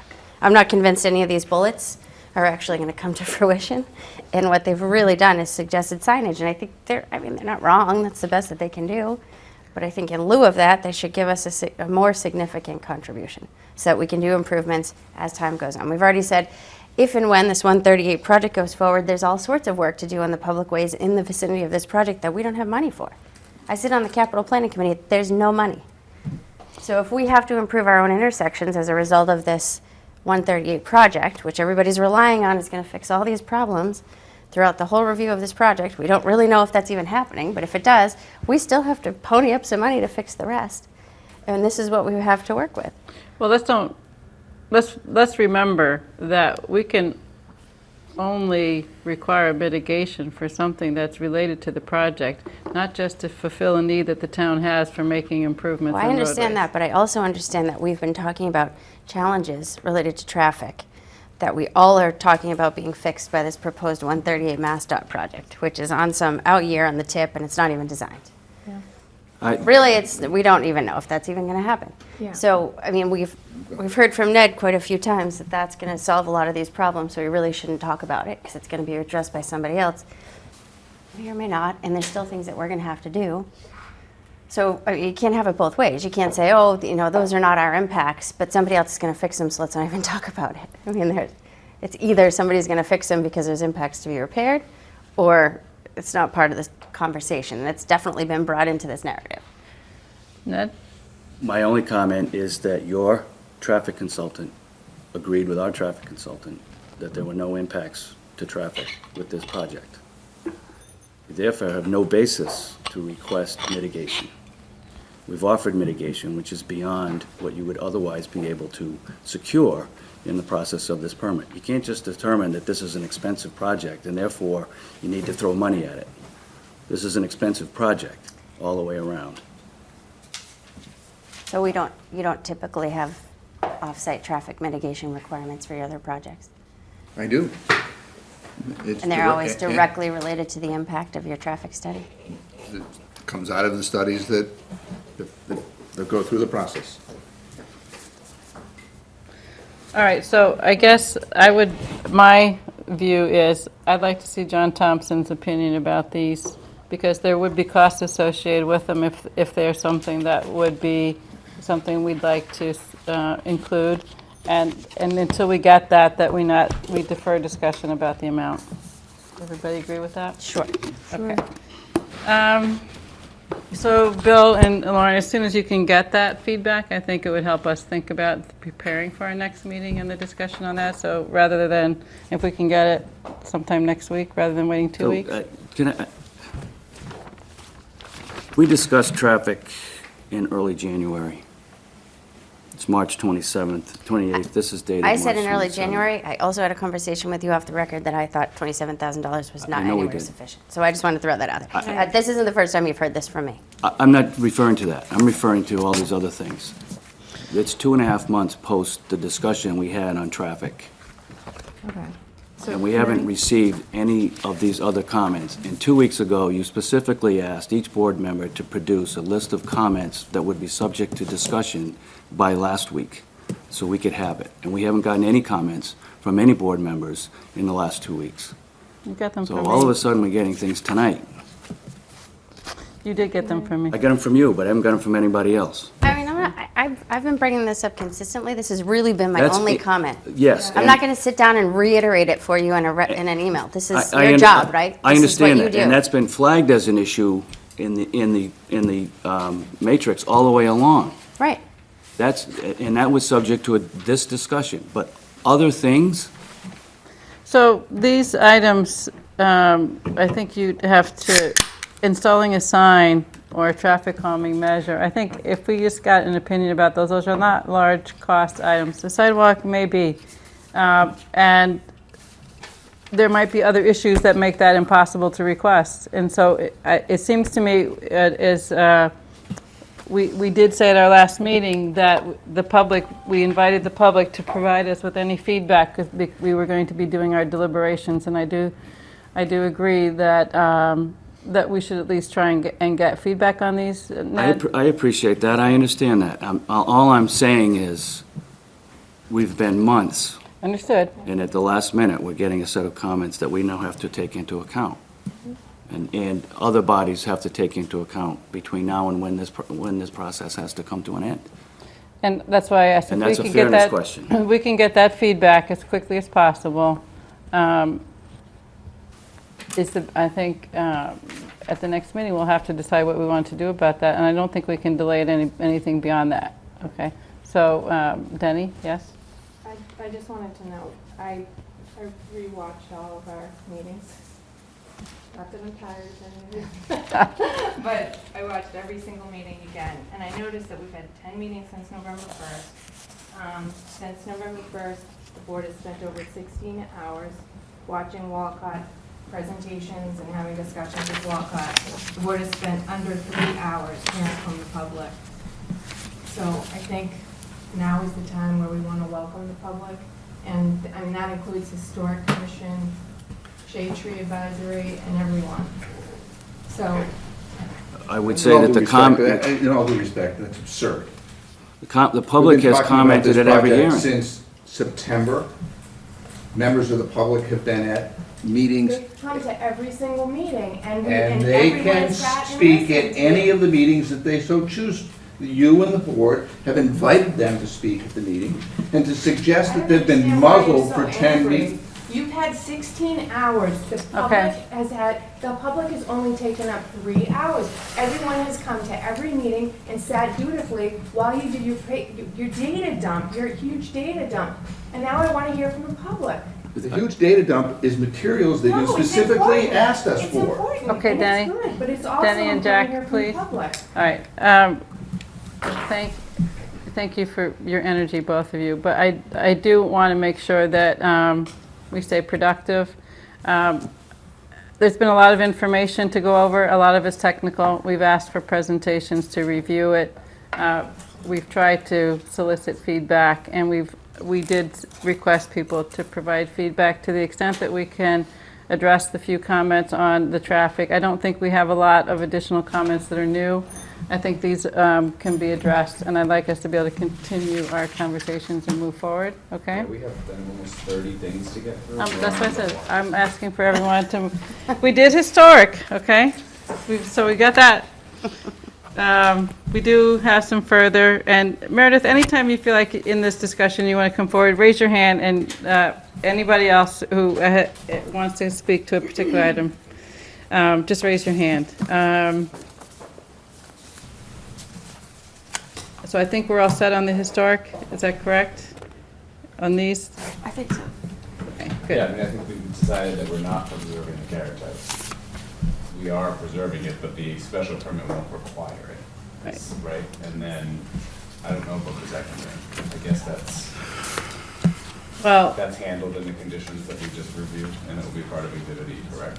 So that would just the be replacing the handled- materials that would with the just be like kind handled- materials? That would just be handled by Exhibit E? Exactly, Okay, that's great. Exhibit E. Okay, thanks. The architecture, there's some language that I added to a draft of decision that we all have to address some things that I thought needed further clarity, especially for Joe Prondak, and that is how we view story and how we view basement. And so if you want to talk about that, we can pull out the draft decision. That's part of the details on plans for walkout for particular units. That has to do with the fact that these are, each unit is going to require its own building permit. So we can talk about those. The handicapped accessibility is also something that's a code requirement that they are going to need to address. The variation of I skipped over the material for the moment, I'll come back to Can it, we yeah? just mention that handicap thing? ADA accessibility requirements, again, isn't really our cup of tea, right? That's up to the building commissioner, so we don't need to address that. Yep. Yeah. I'm sorry, what was your conclusion on the walkouts? I wanted to go back, we just do this quick list here and then go back to go to the decision, because the language is in there. The variation of the garage door treatments, I am satisfied based on the revisions that we've seen. Is everybody else satisfied? Yeah. Okay, and then we talked about stone face walls, that's actually a shall and a requirement in the zoning, so I think there's no, and the applicant has recognized that now. And then the material, whether the brands, Clear and A's, I'm sorry, I jumped back to the top one, which I skipped over to start with. Sorry about that, that was just a detail that I wasn't sure how it ended up on here, but Clear and AZAC are just two different manufacturers of products that are trim material products, and they're comparable products, so whether you use one or the other, in terms of the new construction, your materials are called out on your drawings, so I think that's So we all just fine. need to- Yeah, I think we should probably just put provision in there that it's Of the same of quality. the same quality, is that the user, yeah, so that we don't have to have them come back to do Clear Yeah, versus AZAC no. and have public hearings. over it. Yeah. CV. I'd just say of And you could one or say- the other or of comparable quality. Yes. Because you don't want vinyl. Yep. And so, I'm just gonna go to the, And you could say comparable or better, that way you don't have to come back if you actually decide to go better. The technical term is or equal, it's generally what's used. Equal or better, yeah, that's what we've been writing. all right, in our architectural parlance, we usually do or equal. Okay. And it's, So I think we actually yeah, have but that's an fine, issue or with e- that, coming Right. back with something that's better. That's better, so we right, actually right, wanna right. make sure we let them come back with all something. right, so, on the decision, draft decision, you have a copy here, page 4. It's one of the longer documents. I added, to address architecture, which is really in the building design, I added this paragraph M. And then, so after you can read that, Yeah. you go up under paragraph K, under height. Do you have that, Denny? I'm sorry. It's, What are we doing, a special permit? it's just, it relates to the architecture, so I Oh. just wanted to Oh, point them okay, out so in where are here. you going? What I number? went to page 4, Page 4, okay. and if you look at K at the top,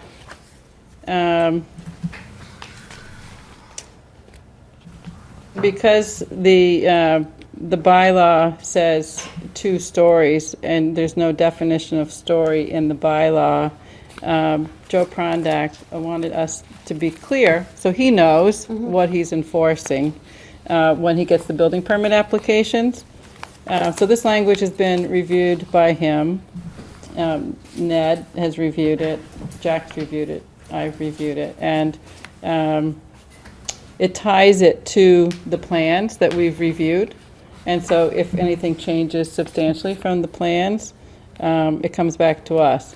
Now, here, what is substantial? So we go to, for me anyway, in terms of story, really has to do with height. So if you go to, let me find it.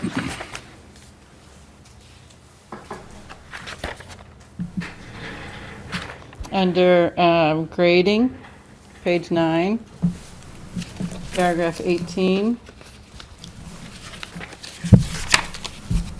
Because it's the grading is what's setting heights, because if you have more severe grading, it's going to appear taller. Anything where the grading changes by more than 2 feet from what we've been shown in our plans, rather than just telling Joe substantial, I felt like a number is better, because then he can say 2 or not. Helps them too. 'cause Yeah. then That's they- great.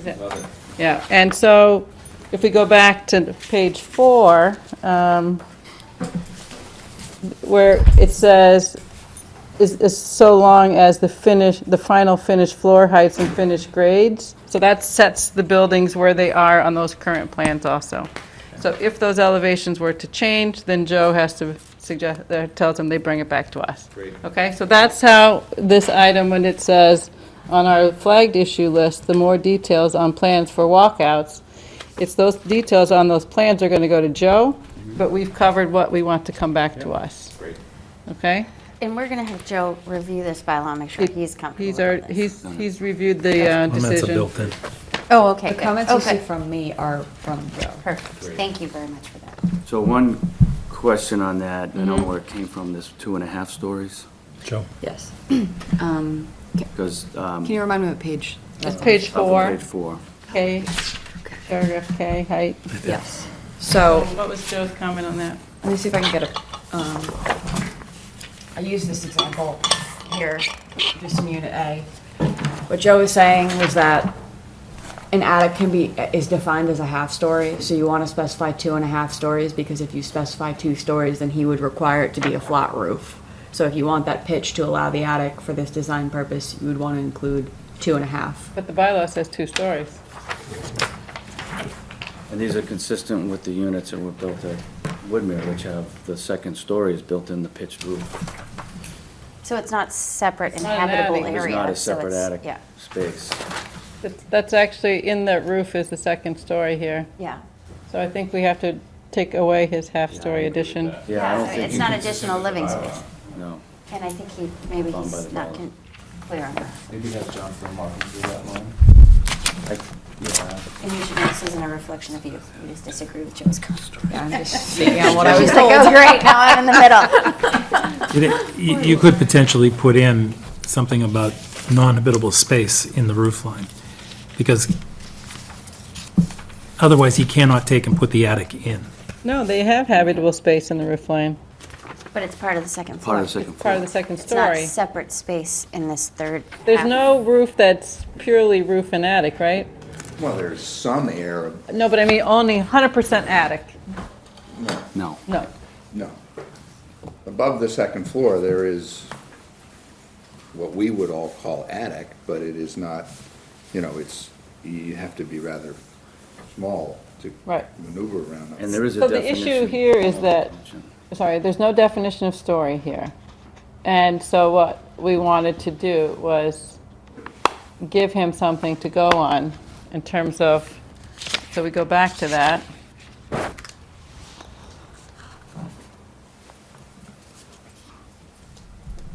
The exclusive of the basement means you have your first floor and then your second floor, which is within the roof height from what they've shown us, right?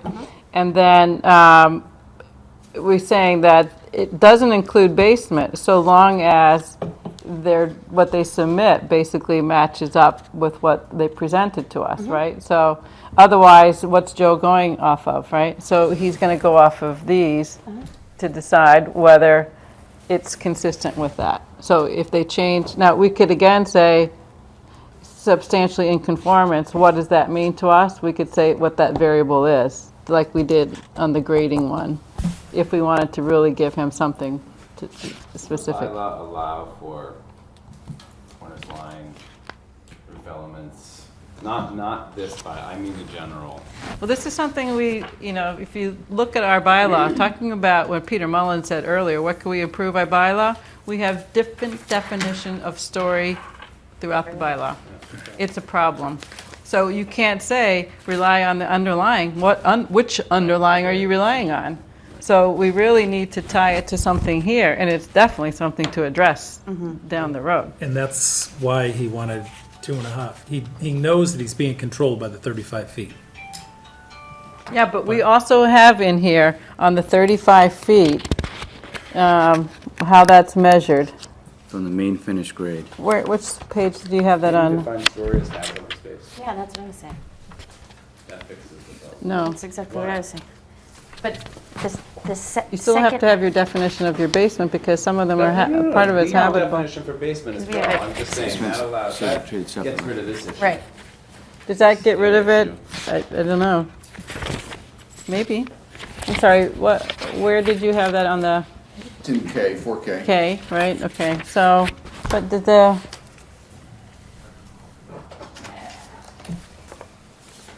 And you make, in your note adds, as shown on the site plan and subject to the requirements of paragraph 17, which refers to that issue relative to, that's not in paragraph K, where was that? I added that. yeah, it's the first sentence, second sentence of paragraph. Oh, right, okay, up there, right. Right, so that's the idea of, you're giving him a definition of where you're measuring 35 feet from, and you're giving him a definition of story, and you're giving him a definition that that's not the basement. And so that's all he needs, in my view. So why don't we take that back to him and review those comments with him? And then, Brian, if he doesn't agree with us, then we can have something about the habitable. How's that? So that 17 should actually be an 18. Is it an 18 now? It Because you're just reading didn't get moved. changed because it's, Yeah, but it's an 18. you're right, it's 18, okay. Right, because you added the paragraph 7, which renumbered everything after You it. took away an M and put in an M, and it All right, doesn't know to go forward. You No, go you backwards. put a 7 below that, and then everything else bumped up. so, and then the garage, on the garages, this paragraph, we're still talking about design. On the structures, so on L, I think we didn't want to mandate that there be bedrooms on the, number of bedrooms on that second floor. Right? So you saw that? Sorry, The last sentence on L. New townhouse units shall each contain a master bedroom on the first floor and may contain 1 or 2 bedrooms on the second floor? because some will have 1 and some will Right, have 2. so it's a may, right? So, okay. Yeah, there's a 2.6 bedrooms per unit is what's provided for in the bylaw, and that's what we provided for. All right. We've talked about the carriage barn, the garage doors, or the garages. We've talked about. So otherwise, we go to site plan design. Let's see, anything else on the architecture? I think I did add language from the bylaw on, maybe that was for the affordable, so we'll do that later. Okay, anything else then on architecture? There was one Yes. thing that came up.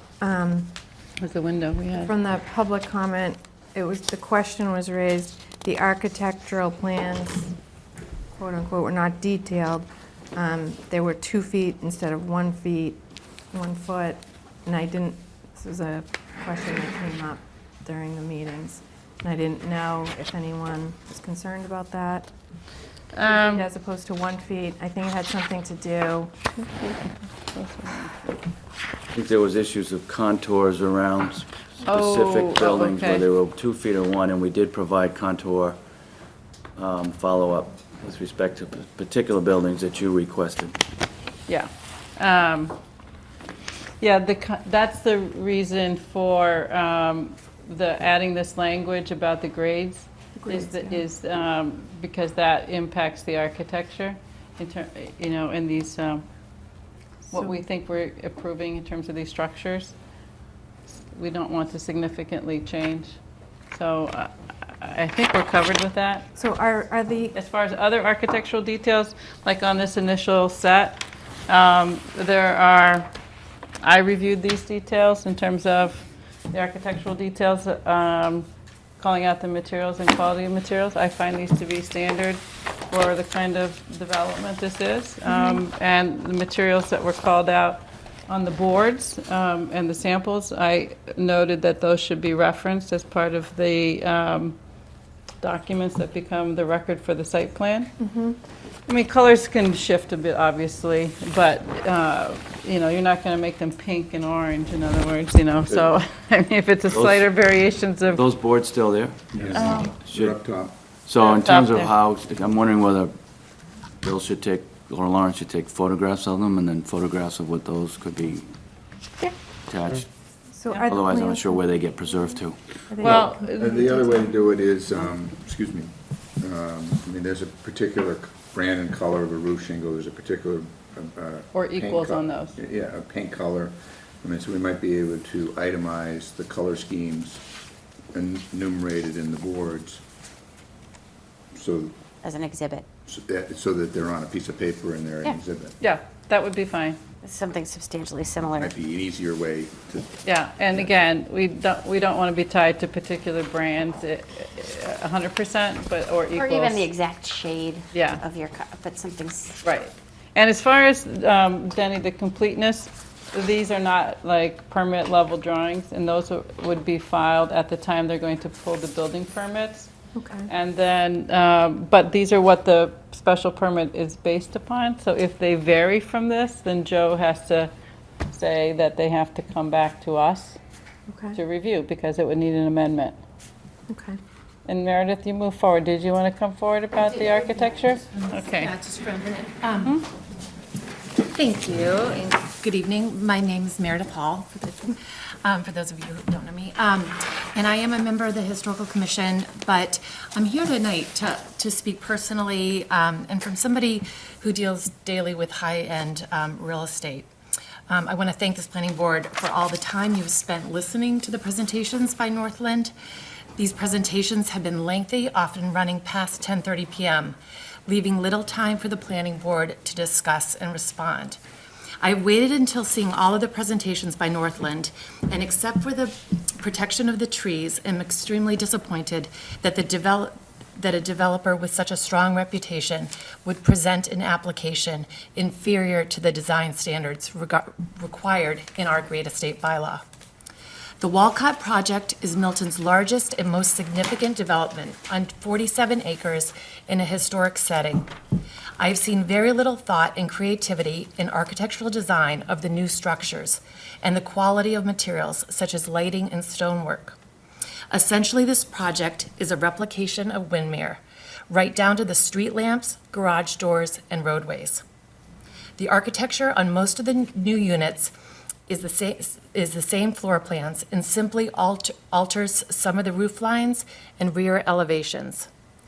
What is most disappointing is the A-unit plan, which provides for a design which literally creates a solid wall with a stripe of windows underneath the roof line on both side and front elevations, which not only is not allowed in our bylaws, but significantly detracts visually from the surrounding classic architecture and is basically inappropriate. There is a reason why this was put into the bylaw, that there should be no small windows. The bylaw is not concerned with furniture placement. It is concerned with new construction fitting in aesthetically. At night, this will stand out like a band of lights around the buildings. The first 2 townhomes built on the project will be A units.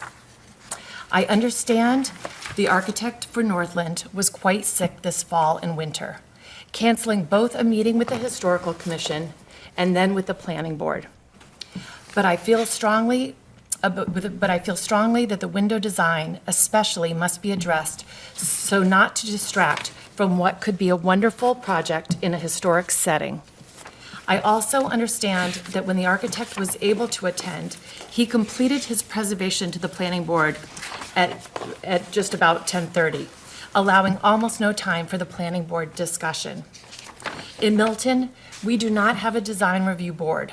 Our planning board is our design review committee, not only enforcing our bylaws and holding developers to a minimum standard, but actually raising the bar for development on such an important piece of land. This includes all aspects of design.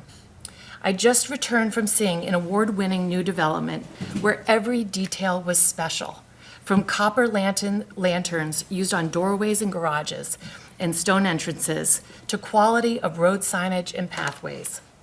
These are items our planning board can ask for and raise the level of this project from not being below our bylaw standards, but see the absolute potential of what this project could be. One of the features of the project I recently viewed was the street curbing, which may be the solution which we are seeking, especially after seeing the Cape Cod berm at Windmere after just one winter. This developer used vertical granite, but with a small reveal, 3 to 4 inches, as compared to the typical urban 6 inches. It was extremely elegant, yet had an historic and rural feel that would be most appropriate for a great estate development. Milton is full of beautiful homes with timeless architecture. This is what helps to hold our property values high. This is Milton's first great estate application and project. Thank you for your time and careful consideration to the proposed new architecture and ensuring that it complements the beautiful historic existing structures and setting. I look forward to hearing your discussion.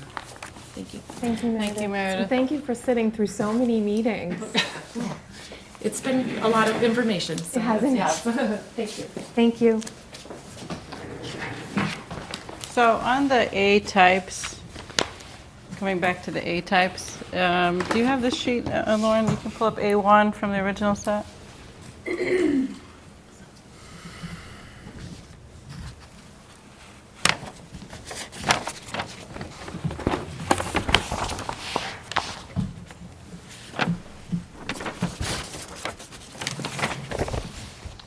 So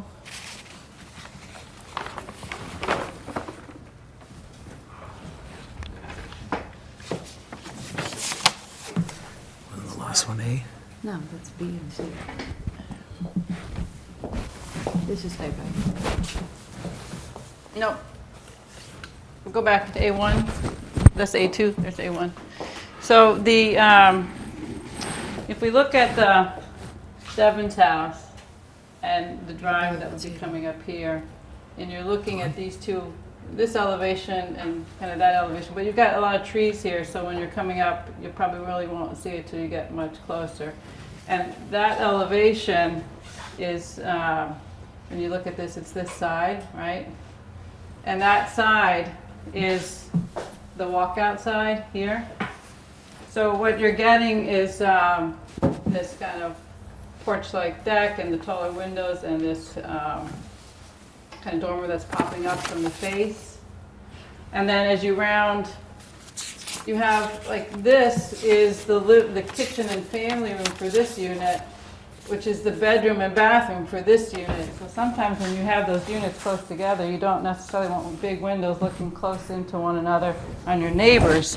So it's actually, by having those oriented that way, it actually is giving a little more privacy for this family room and for this master bedroom, because this master bedroom will be facing out that way, and this family room and kitchen facing into this space in between.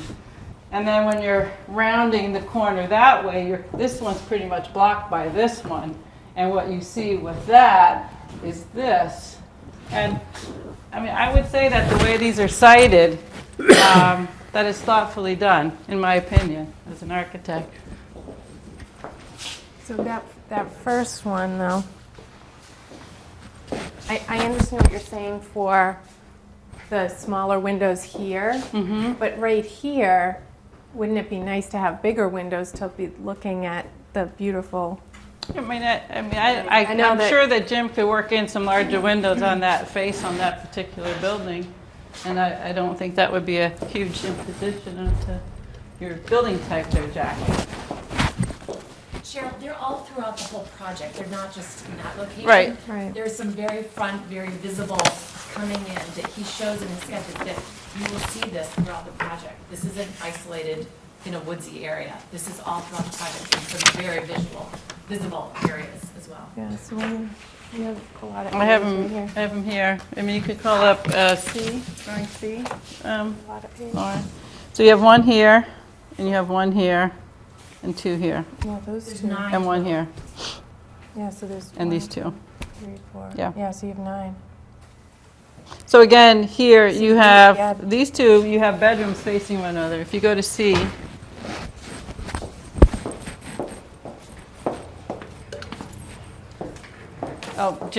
Bill, sorry, Lauren stepped away. Can you Can you move go this to to C? sheet C? You want to go to C? Yeah, first one. I think I'm going the wrong way. No, you have to go the other way, I think. It's the first sheet.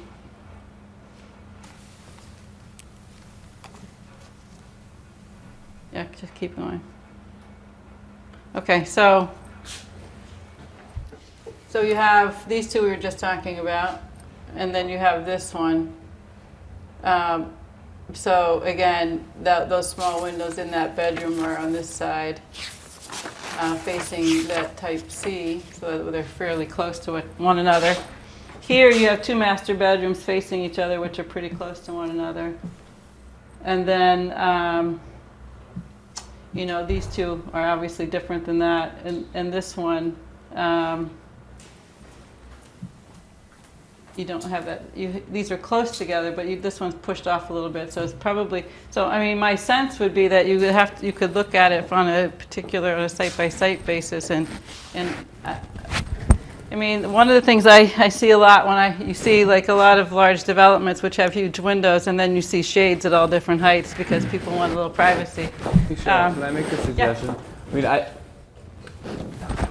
doesn't feel like we're starting to get into a situation where we're starting to, I mean, we're going to be redesigning this project forever. Yeah. I think if the board has a criteria that it wants to live with, that says we can't have small windows in certain facing elements, we should just put that in as a condition and move on, because at some point, Condition, do you want to have? I'm it not. be- I'm fine with the design. Yeah. So I'm I'm just. fine with it. I'm I just just wanna trying to point move out it some of along. the I logic appreciate for the it. logic. Yeah. I would like to come up with a solution that moves us on to the next point. And if we need to push it back and say you can't do this in certain elements, and then move on, I think that's an important. Okay, so I mean, Our I, bylaw says you can't do this. no, there's Our just, bylaw says it can't be done, and so. our bylaw I don't actually, know why our bylaw has design guidelines. The guidelines. And it says they're standards, but they're subjective standards, so I'll find the one that addresses the window. Well, while you're looking, what about if you had an option that was different for the units where it makes sense for it to be different? You know, like the ones over closest to the Blue Hills, they could use bigger windows over there because they're not against each other. So I guess that's what I'm saying. So what's the condition that you would suggest that we say, in situations like this, you have to use the bigger window? All right, so just let me come back to this first. It says small windows disruptive to architectural continuity shall not be used. That's subjective. It's subjective because one could argue that these are disruptive or not disruptive. My personal view is that they're integrated into the design. And So they're I don't consistent with see the that other they're aids. disruptive, I yeah. agree. And so, I mean, my opinion is that this meets our standards. But if we want to establish other criteria for using some larger windows there, somebody can suggest it. I don't I have mean, for me, it was helpful to hear you describing the orientation, because I was compelled by the idea that there would be these bands of light that you would see from Canton Ave, but I'm not sure that actually is how it will be viewed from the street, given the orientation of the buildings. So I don't have it suggestion of change. Rich, do you have any comments about the windows? Or thoughts about the No, windows? I have the same comment as April. I think that was just April talking, after you just talked through the orientation, I don't see it as an issue either, but to Brian's point, if somebody has a specific ask, I'd welcome that if there was a need, but I don't know that I see the need. I don't know the language, but I don't know if we could, if there could be an A1 and an A2 option, and then in places like this, where I think Meredith has a really good point, there's, So again, I don't think it's reasonable to ask them to come back with another design, so, because then someone else will not like the big windows. So I would rather see us say, in this situation, we want you to only use the larger windows. But I would like us to define what the situation is and then hopefully move on. Maybe we want to think about it till the next meeting, but I think that's the solution as opposed to asking them to come back with yet another design. Yeah, I definitely don't think we'd ask them to come back with another Okay, design. so should on we see if anybody has a motion at the next meeting and move on to the next item? it. Sure. Great. So can you just put windows, small windows down on this list, Lauren? Okay. Rich, do you have anything else on architecture? Building standards, design? No, I'm sorry, I thought I heard, there were some comments about, the curbing. Are we talking about that now, or is That's that? going to go now to, we're going to move to either to site plan, Okay. which I think could include, well, we could Let's go just to do it in order. waivers. Let's just do it in order. We're going to go in order here. So next on our list is site plan, outstanding issues, including the discussion about the details around the detention basin at the entrance. So at the last meeting, we were at fence posts with black, Yeah, that's, and then black when we were around the back, right? yeah, so, I just want to point out, I was driving by the other day, today, and I noticed on the Walker property, they have that. I know. It's green fencing. I noticed the same thing. And I never even noticed it before. You literally cannot see it, and it's right on the street. Right on the so street. green versus black? I mean, it No, I probably don't has the care about same the color, effect. it's just- Yeah. But it really does Yeah. blend in with the landscape. does. I didn't even notice it was there, and I've been looking and looking and looking, so. Conservation Commission calls black chain link fence invisible fence. Perfect, Yeah. let's do it. Move back 20 feet, Right. you don't see it. Right. So I think the latest, You don't need a hedge, because it will blend with the grass behind it. You can't, if you're 20 Right. feet away, you just see Denny, what's you really behind can't it. You tell, it's see it. crazy. You should go check it out tomorrow. check it They out. have just split rail fence, and then they have split rail fence with a green, whatever this is, what do you call it? A 1-inch mesh. Which page? 1-inch mesh behind it, and you can't pick out which one is which unless you're really staring at it. So is green or black better? I have no opinion. I think black probably is, to be honest with Better? you. I think so. And that's what Conservation Commission recommends. Okay. So, do the neighborhoods want to, so in the back, behind the, so you'll have the storm, you'll have the split. You want to call up a plan here? But then behind, because it's, could be 4 feet of water at any given time, so. I know that Kevin Walker has proposed, I think, a 1-inch mesh as being less obtrusive than chain link. I think we, That's what he has at his house, 1-inch mesh. I guess. Right.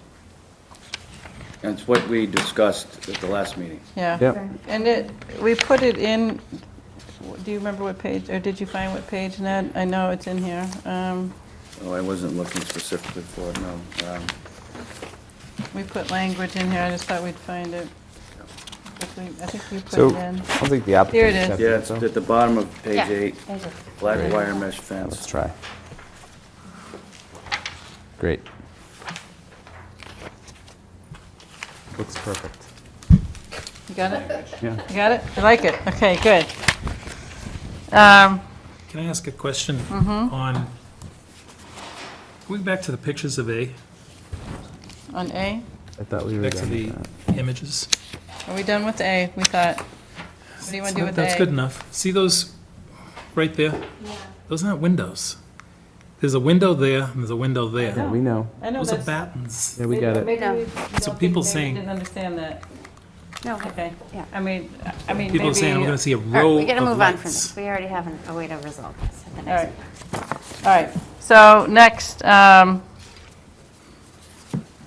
impervious walking trail within 75 already feet. did setback. this. We already talked about that. Did we resolve it? Yeah, we're Yeah, going to we're- go with the Impervious the out- permeable, relocated. which is in the language of the zoning, and we'll let the building commissioner deal with the accessibility. Widening. We have 4.5 feet in the bylaw. Let's leave it. Yeah, Is why that did we right? wanna- Is it? I'm sorry? Do we have a width on these walkways in our bylaw?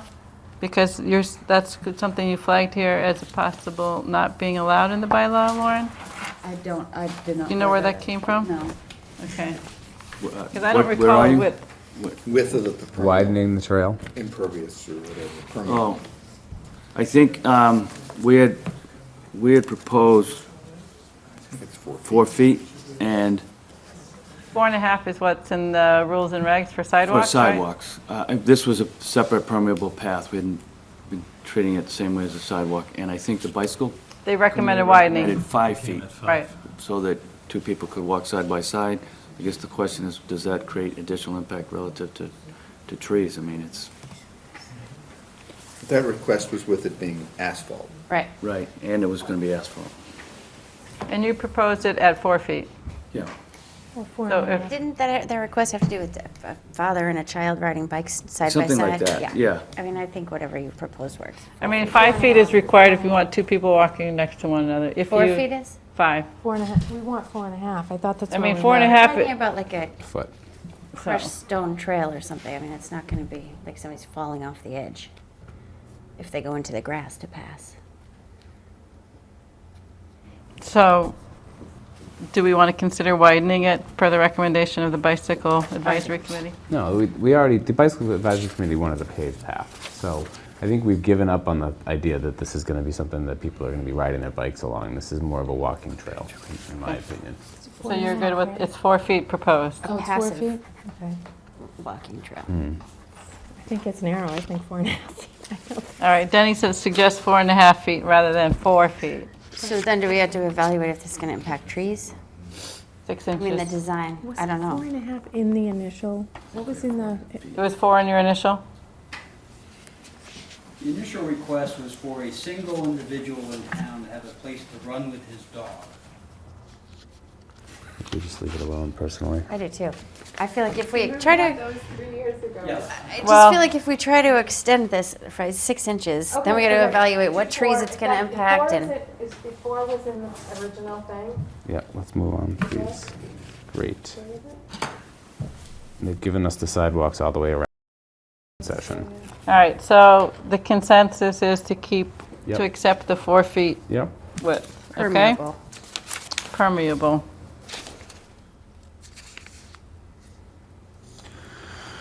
So per bylaw and per application. I don't know why I have this note under site plan, but for some reason, it sounds like it should be under utility, but the developer will adhere to town staff recommendations and get a third-party inspector for utility plan. I don't even know where I got that note. I don't know Would either. that be in utility? Do we have a oh, we're going in utilities. We can, I think I got that from the peer review, maybe? do, That's what the we're, peer review, the utilities would have come from John Thompson. right. Maybe I got it from now. All right, do you want to look into that and see what you're thinking that was? Okay.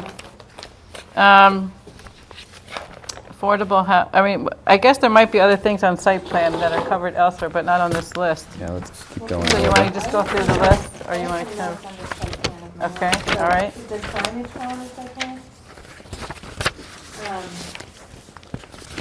So, is there going to be signage for the public to know that there's a Blue Hill access point that's in the back? There will be a separate DCR standard access point at the top of the property. At the top of the property, but at the Canton Avenue, you don't know it's there. Is that something we want? I don't think that's a discussion. It was, way back when it was discussed that we didn't want, that wasn't wanted. That wasn't wanted by Because, People didn't want a whole bunch of people. because then you, Andrew, then Right. you potentially have a broader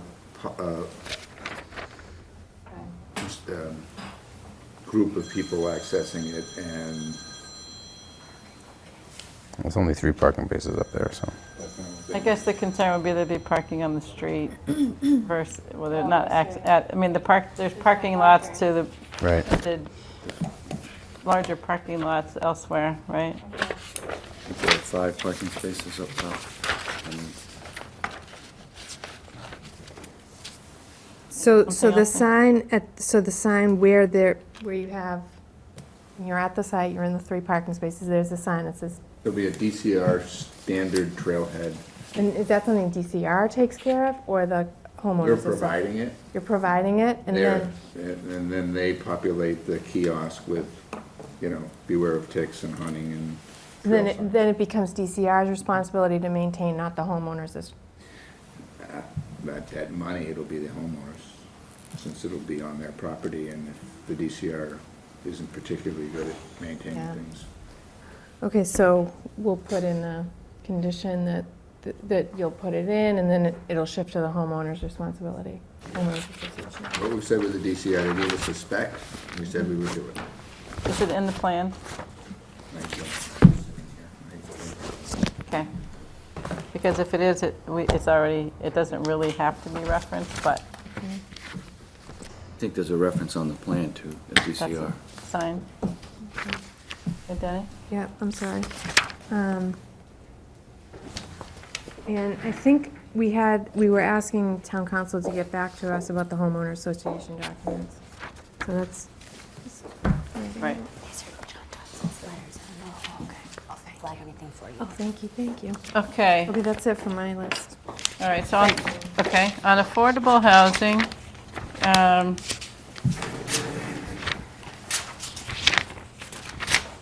the bylaw is pretty specific, and so I think most of the language just came right from the bylaw that's in the decision.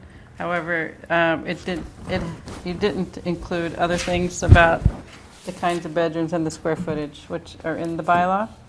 So I added them, page 9 on the draft decision.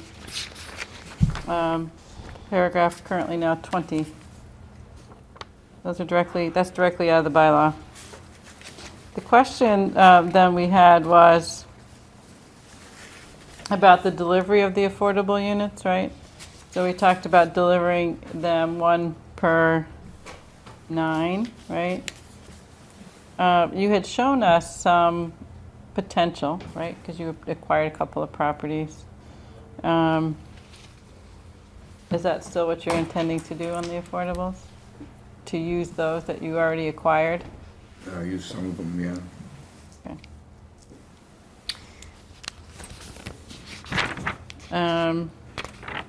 I mean, are you objectionable to providing an affordable for every 9 new No. construction? We've proposed that. Then we should just say at least or faster if they choose to do it more quickly. Right? It said so that the same Same pace pace. as the units are Or developed? sooner. Or sooner, yeah. Okay, so That's or great. sooner. Tell me what page you're on. I'm sorry, page 9. Okay. Paragraph 20, affordable housing. Yep. Yeah, that was language that I put in, one affordable for every 9. But if you already have them tied up, you might as well deliver them well, sooner if exactly. you wish to. We don't want to stop you from doing that Right. or penalize you for doing that. And I think from the rest of this is pretty similar to what was done at Woodmere, right? And Woodmere's process went well, I understand? One fine? Yeah, okay, so we think it'll work fine? Anything else on affordable housing? Oh, I think this plan is great. All right. Utilities. There's still this issue, this loop, that water loop that the town engineer, So where are we with that? Does anybody know? The engineer is doing their due diligence. They did the test last week. Did you get the report? Yes. You got the bill. I got the bill in. And the report says? Report says it goes in maybe a third of the way off of the cul-de-sac. Goes about 130 feet or something? From the center of the From the center of the cul-de-sac. Center of the cul-de-sac, it runs 135 feet toward Carberry property. But in other private property. It's on private property and it doesn't continue into. And there's So no, this is not feasible? and there's no easement, There is an easement. There is an easement. so then, Yeah. use The it, town has to enforce it. use I it, mean, is this feasible or not feasible? Yes. use it. So are we doing it? Yes. All right. all right. We didn't know where it was. We now know Now we where do. it is. Okey-doke.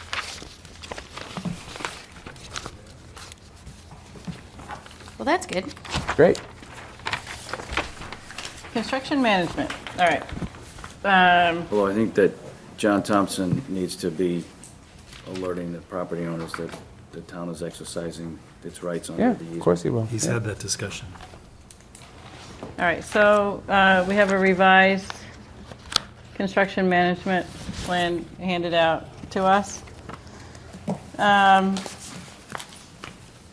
I had sent some comments in a separate document, which I understand got incorporated into what we have here now. So Does everybody have it? It's, got one in our packet. Has it been updated since then? Yes. Okay.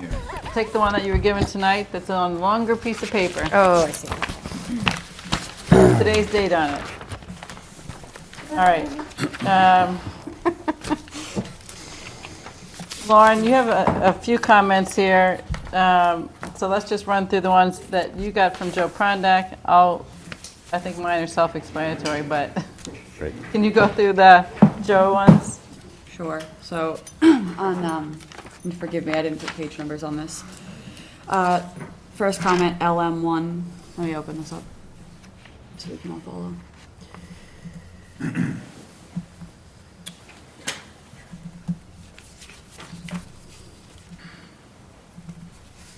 Okay. Joe just wanted us to highlight that there should be no town involvement in reviewing of the bidding process. There's a note about all construction management issues that relate to the project shall be addressed during the bidding phase of the project. That was Joe's comment. What does that relate to? Well, it means that when he bids out for different subcontract packages, he's gonna bid it.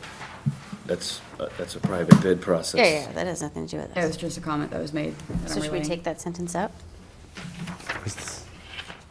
I don't know. That's for him, though, because he needs to follow this, so it doesn't, I don't think it implies a town role in it here, so I don't. Oh, this is a construction management. Yeah. He wants to make sure that it's, But how do we do that? I mean, what? You can't say that. Well, that's Yeah. what I mean, like, what are we supposed to do? Say that.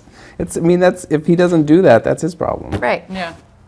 and I agree, but the bidding of his subs has nothing to do with No. this. Joe's jurisdiction is defined by his obligations as a building So let's take commissioner. out that first sentence. Yeah. No, it's his, I know he had this language because he's concerned that this is somehow it's gonna unenforceable. be handed to him. And it can't be. It's not. I see. That's Joe.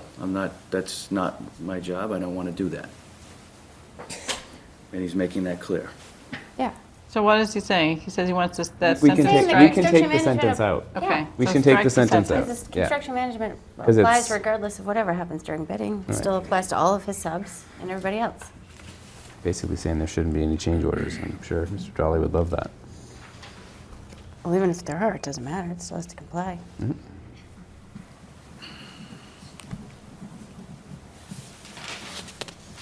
May I move on to the next comment? Please. I think those are kind of self-explanatory on this page, right? Yes. Where's WRC? Walcott Residential. Oh, I see, okay. Under work hours, it had been listed, hours of operation shall be 7 AM to 4:30 PM daily, Monday through Friday. Joe Prondak would like to request that this be compliant with our town noise bylaw, 7 AM to 7 PM weekdays. It's a terrible idea. I He think doesn't so, want to too. have to enforce. Tough. And this was finally negotiated with the neighborhood. Exactly. I agree. It's ridiculous. If the neighborhood wants something different than at the town, we agreed don't to that. accept that change. No. No. I mean, do you agree, Denny? Yeah. Do you agree, Rich?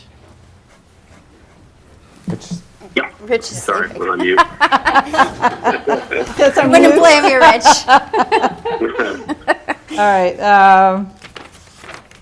Well, we asked him to Just weigh in. and no, no. Oh, It's, yeah, he weighed in. There. He wanted to- No, we're definitely not shooting the messenger. Yeah. And then the rest of the comments, all of the rest of the comments you'll see under my initials are just Joe requesting third-party inspector oversight for tree protection, erosion control, stormwater. He feels that a project of this magnitude requires an independent third-party review. All right, let's come back to that. Let's go well, through the I rest of the comments. I want to have a question on Yeah. that, because that's probably going to require John Flynn's input unless Bill knows. Right. Is that in his discretion to require that? I asked Meaning- Bill this today. Yeah, meaning, do we need to put it into our permit, or can he just, does he have that in his discretion? Yeah, like we do with our third-party review. Right. His issue comes back to. I know what his issue is. Does he have the ability to say, I don't have the ability to do this, let's get a third-party inspector on this? No. Okay, thank you. But we do, don't we? That's no. why I was asking if it was his issue. But we do during the inspection process? Oh, I don't know. No, we do during our review process. I don't know that we can mandate them I to don't pay know. for. I asked Bill if we had the authority to do that, because I doubted it. I don't think we do I'm either. not sure. No, I agree with that. So, because that's not our jurisdiction, enforcement Yep. is not our jurisdiction. So I think we just say no. Well, let's ask John Flynn to tell us. Yeah, We're okay. gonna to tell ask Joe. John, yes. Did you have a question? I was a little confused by what just went back and forth there, so I wonder if you could just. Yeah, just come up and state your name, please, and address, and we'll get you in the record, and then we'll have Lauren explain it again. Hi, Ken Mader, 1703 Canton Avenue. Okay. Now, He's asking about the work hours thing. Yeah. oh, the work hours or the enforcement? The work hours, it kind of blended together, so I Okay. couldn't. Stormwater, or, No, it was just the work hours and the Okay. enforcement. So, what Lauren and Bill did is they sat with the building commissioner and reviewed the draft of the construction management plan. We had proposed, based on the agreement reached with the neighborhood before the bylaw was approved, work hours of 7 to 4:30, Monday through Friday, 9 a.m. to 3 p.m. on Saturdays. Joe has, as the commissioner, wants it to go in accordance with the town's noise bylaw, which is 7 a.m. to 7 p.m. on weekdays. That's, The planning board thinks that's a terrible idea. That we should limit construction until 4:30 and not allow them to work until 7. Could you say that again? We would like them to stop work by 4:30, not 7 p.m. We want to adhere to the neighborhood's yeah, recommendations. so like on Saturdays, it's 9 to 3. right. And is that the development agreement, or is It's in the that? development agreement. Yeah, so now I understand that's legal what the town signed to. Correct. Yeah. Okay. Yeah, we're maintaining that. And the red letter lines was a typo mistake that we caught after it went through the first time. Actually, Tony Chicello, on behalf of Jack Weeks, caught that on the Saturday hours, we said would be 7 to 1, and reminded us that the development agreement said 9 to 3. So, just to be clear, we're trying to make this mimic what's in the development agreement, and the building inspector was trying to do something different, and the planning board is suggesting it revert back to what the development agreement and the community agreed to previously. Yes. I said Okay. that well. And again, if anybody has any questions as we move along, do as that gentleman did and raise your hand. Thank you. Thank you. So the employee parking, I think there's some good adds here that Jack and team added in terms of being more specific.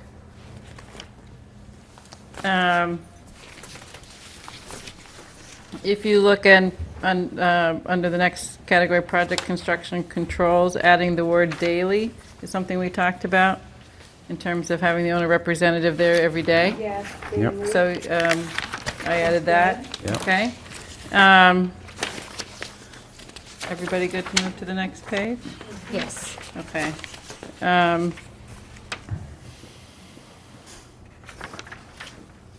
I think there's some language here added, Denny, that you, I think, this tree protection, is this a time you want to, you had asked if you could address this kind of topic, right? That would be great. Okay. If we could. I don't know if you have photos I sent you. I have a thumb drive if you don't. I have them. You have them? Yes, Okay. let me just figure out where I put them. All right.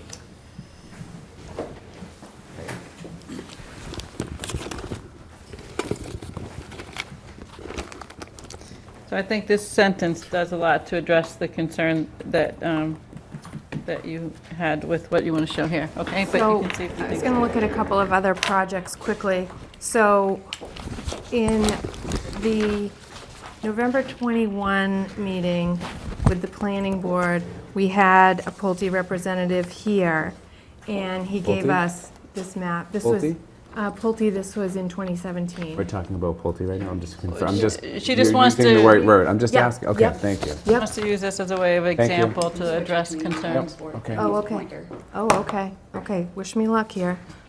I should have had that Yeah, earlier. Pulte, only Okay, because I of a understand what you're construction doing issue. now. So, you can't really see very clearly, but the words right here say, existing vegetation to remain. So you have Frank Mulligan's wall, and then here, it's supposed to be 30 feet.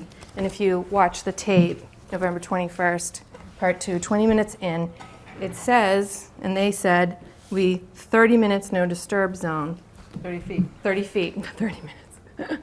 So Frank Mulligan's wall is on the left, and that's like 15 feet, but you get the idea. It's green. It was, and I said trees, everything. Vegetation was to be not disturbed.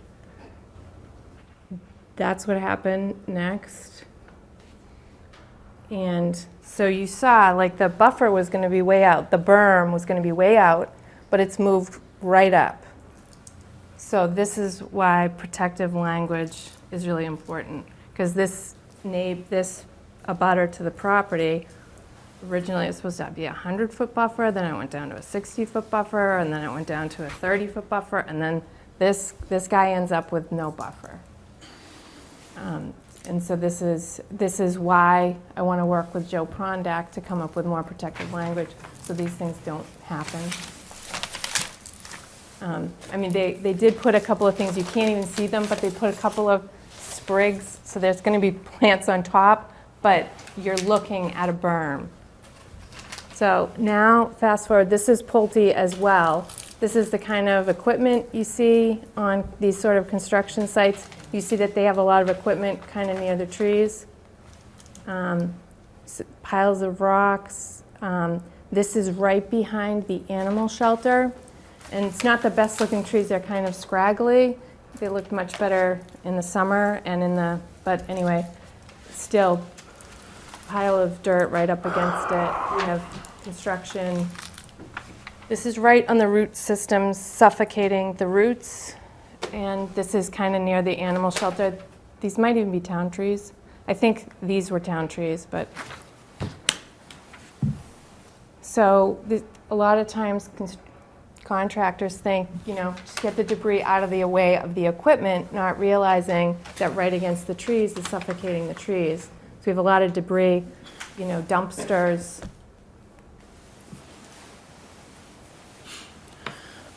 Pipes. Now this is fast forward. This is St. Pius or Woodmere. And so the fencing is too close. It's within the drip line, and there's a tree that's like right up against the pile, but I don't know if that tree was intended to be saved or just hope. And then this is the bobcat that Cheryl mentioned last time. So I know we don't have much time tonight, but Yes, I mean, one thing I would say is that Is that all of them, Denny? most of these projects had construction management plans, Yeah. right? We all got So the issue. Yeah. I appreciate what you're trying to do, and I agree with it. Yep. It has to be enforced. That's what we need. We can't do that. But that's what we need Joe Prondak to help us Fine, with. I understand. What sentences, and that's my final point. What Right. sentences does Joe Prondak need so that doesn't happen on this project or future projects. That's my whole point, is that, Can I would argue it's in there take already. that point there again, because part of Yeah, you're- the pictures with the,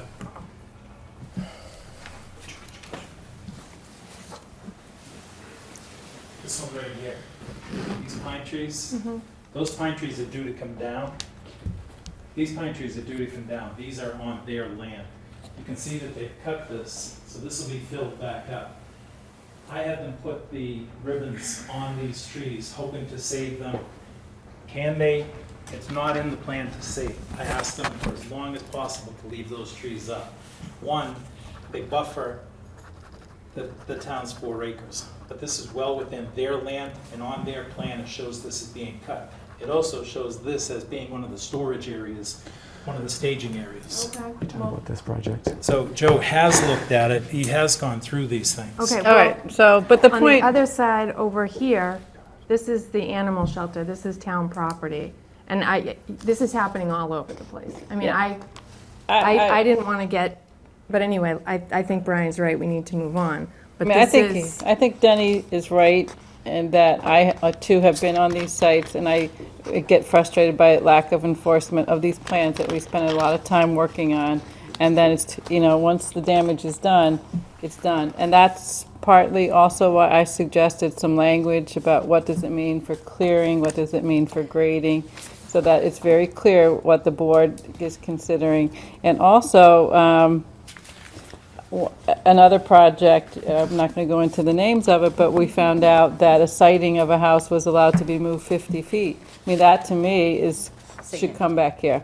So anything, I mean, here in terms of the tree protection, Denny, under tree protection that we were looking at on this tree protection plan, that sentence, I think that Jack added about the no equipment, material, staging, or worker employee parking is permitted within the drip line of retained trees, groves of trees, or outside of the defined limits of work areas. I think that's, and then it's incumbent upon them, his team, and his daily persons to enforce it. And really, And Joe. our town, yeah. And Joe should, if he doesn't have the resources to inspect properly, he needs to go through the channels to, anyway, we'll get to the inspection part.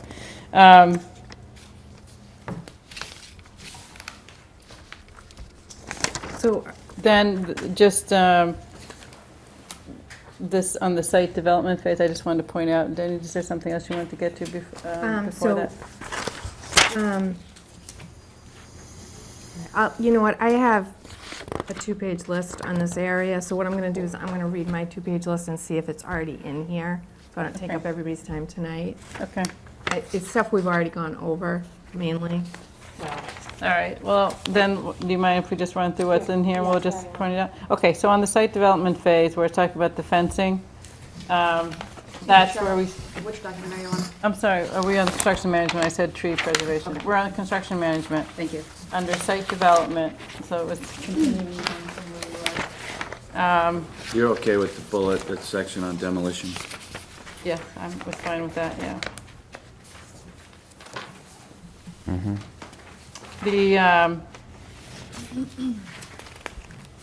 The fencing around the trees, I added the words by the project arborist. Great. Okay, so again, to kind of, and then we've added that our arborist has to submit reports to the building commissioner with a copy to the planning department. It's not right there, but I'll find it somewhere it is.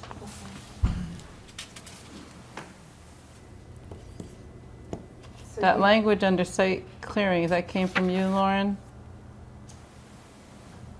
Sorry, Denny? I'm sorry. Are you after, where are you? After erosion? This- Page 2? Well, they're not numbered, so let's see. It's 3, page 3.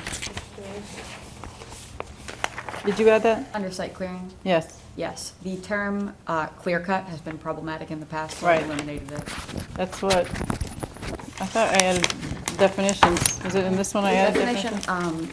I believe, is in the special permit that you Okay. added. Actually, Jack Dolly had some suggested language at the last meeting. Because I think it's all, maybe it's in the tree preservation then.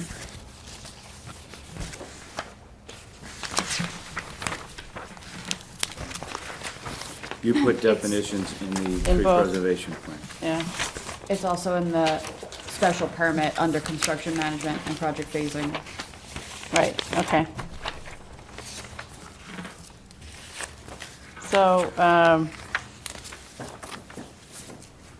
in both cases, the definition's the same in terms of clearing. So rather than have clear cut here, it's defined in two places for clearing, okay?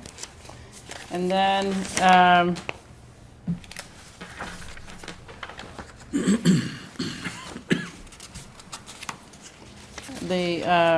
underneath the building construction phase, what we talked about last time, which was protecting the existing buildings that are to be renovated from damage.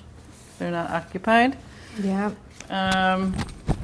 And then I suggested adding, and they've accepted, these additional paragraphs about rodent control, portable sanitary facilities, construction waste, dust and wind control, and material storage. So then they've adjusted the schedule. And those are the revisions. So the main outstanding item is this issue about third-party inspections. And And there's a question about whether we can do that. I guess, in my mind, but do you think that? I have no idea, but I don't, I think, did it come from your chart? Your, because I had that in my notes too.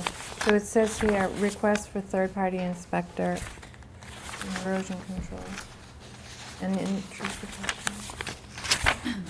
Where did that come from? Joe Prondak. Joe Prondak, that's where I got it. It's probably in the. And what was bylaw. his thinking? It's a private stormwater system that has no impact to the town system. Therefore, it is not the responsibility of the town to oversee Thank you, that thank you. system. Well, I mean, these buildings are private, but he still has to inspect the buildings. He has to do the buildings, but the buildings don't have anything to do with the drainage system. Sure they do. You can't have a building, an occupied building without an operating drainage system. I don't understand why why he doesn't think he should review erosion control or tree protection or any of them. He's the enforcement authority. What would a third party do? That's what I don't understand. And why would we want to defer to a third party?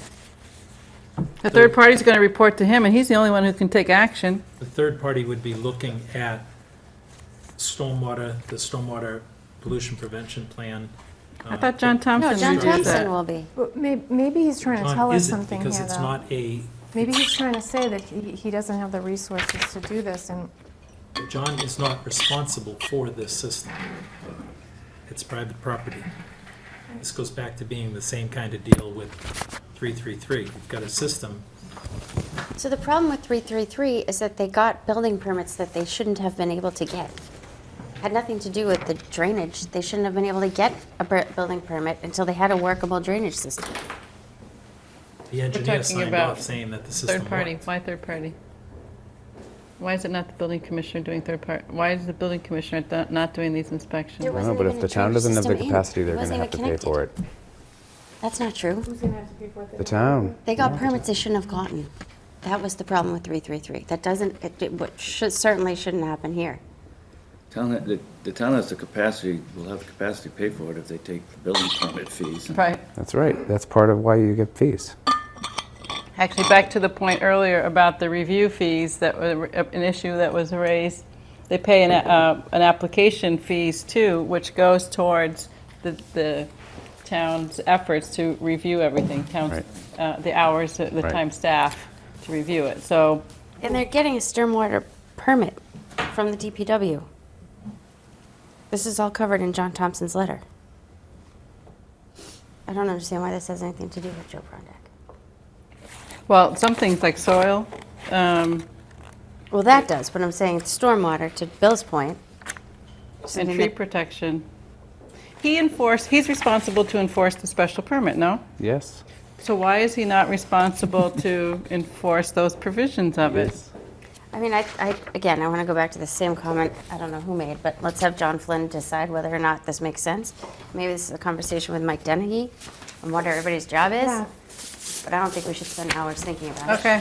I think, So, but I Way do outs- want to. way outside of our I do purview. want to thank him for looking at it. No, I and agree. getting back to us. And I want to thank Lauren for bringing it to his attention and collecting all his comments and revising accordingly. So I think that's the way the process should work. Thank okay. you, Lauren. Now, the tree preservation and protection requirements plan. Oh, gosh. Let's get there. Okay.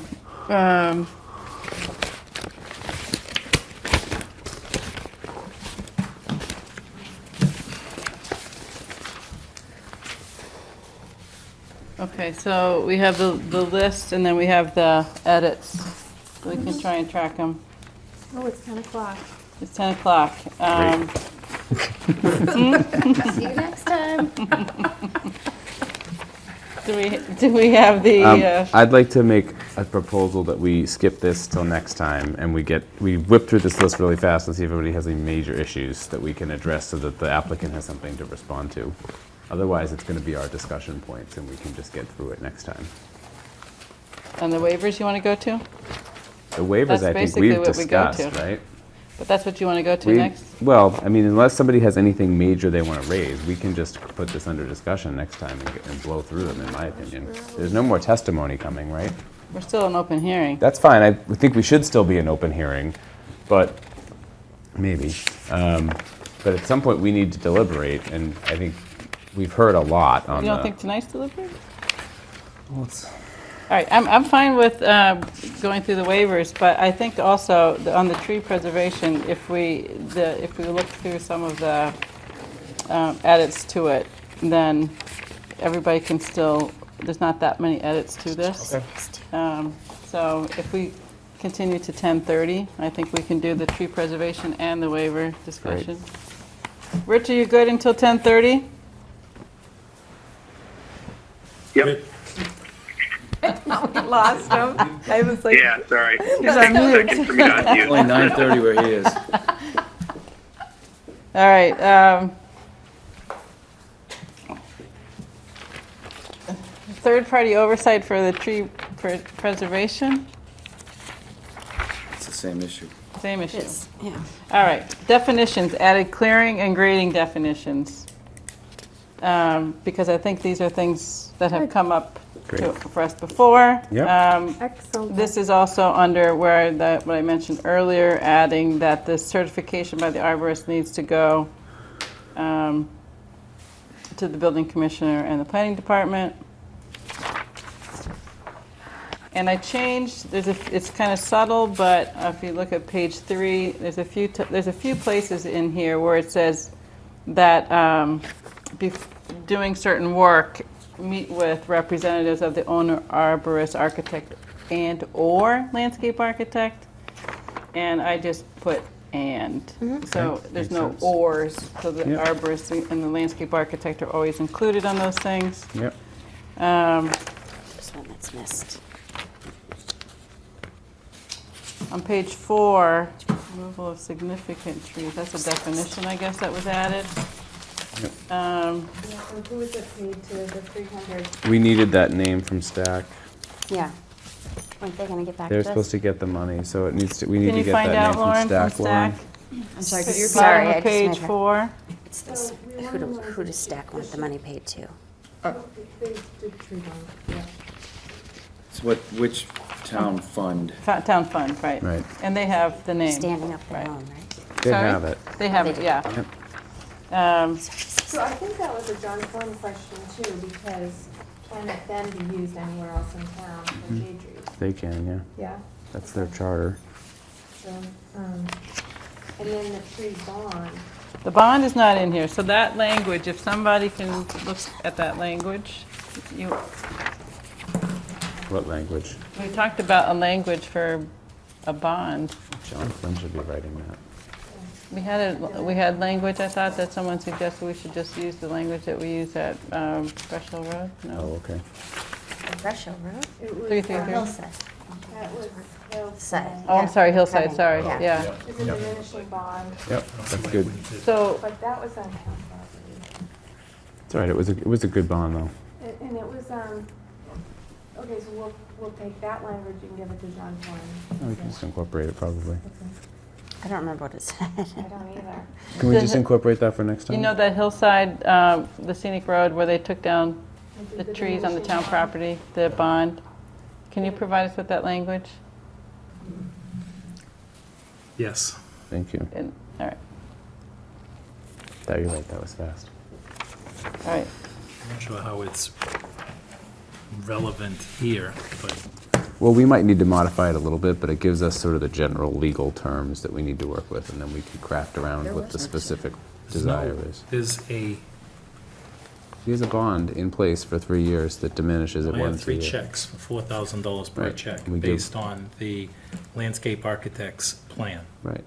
So we can work, we can Architects. tweak the language. We need the language as the basis so that we can have something to work with to make that it same- reflect this condition. In that same theory of over time, his obligation depreciates.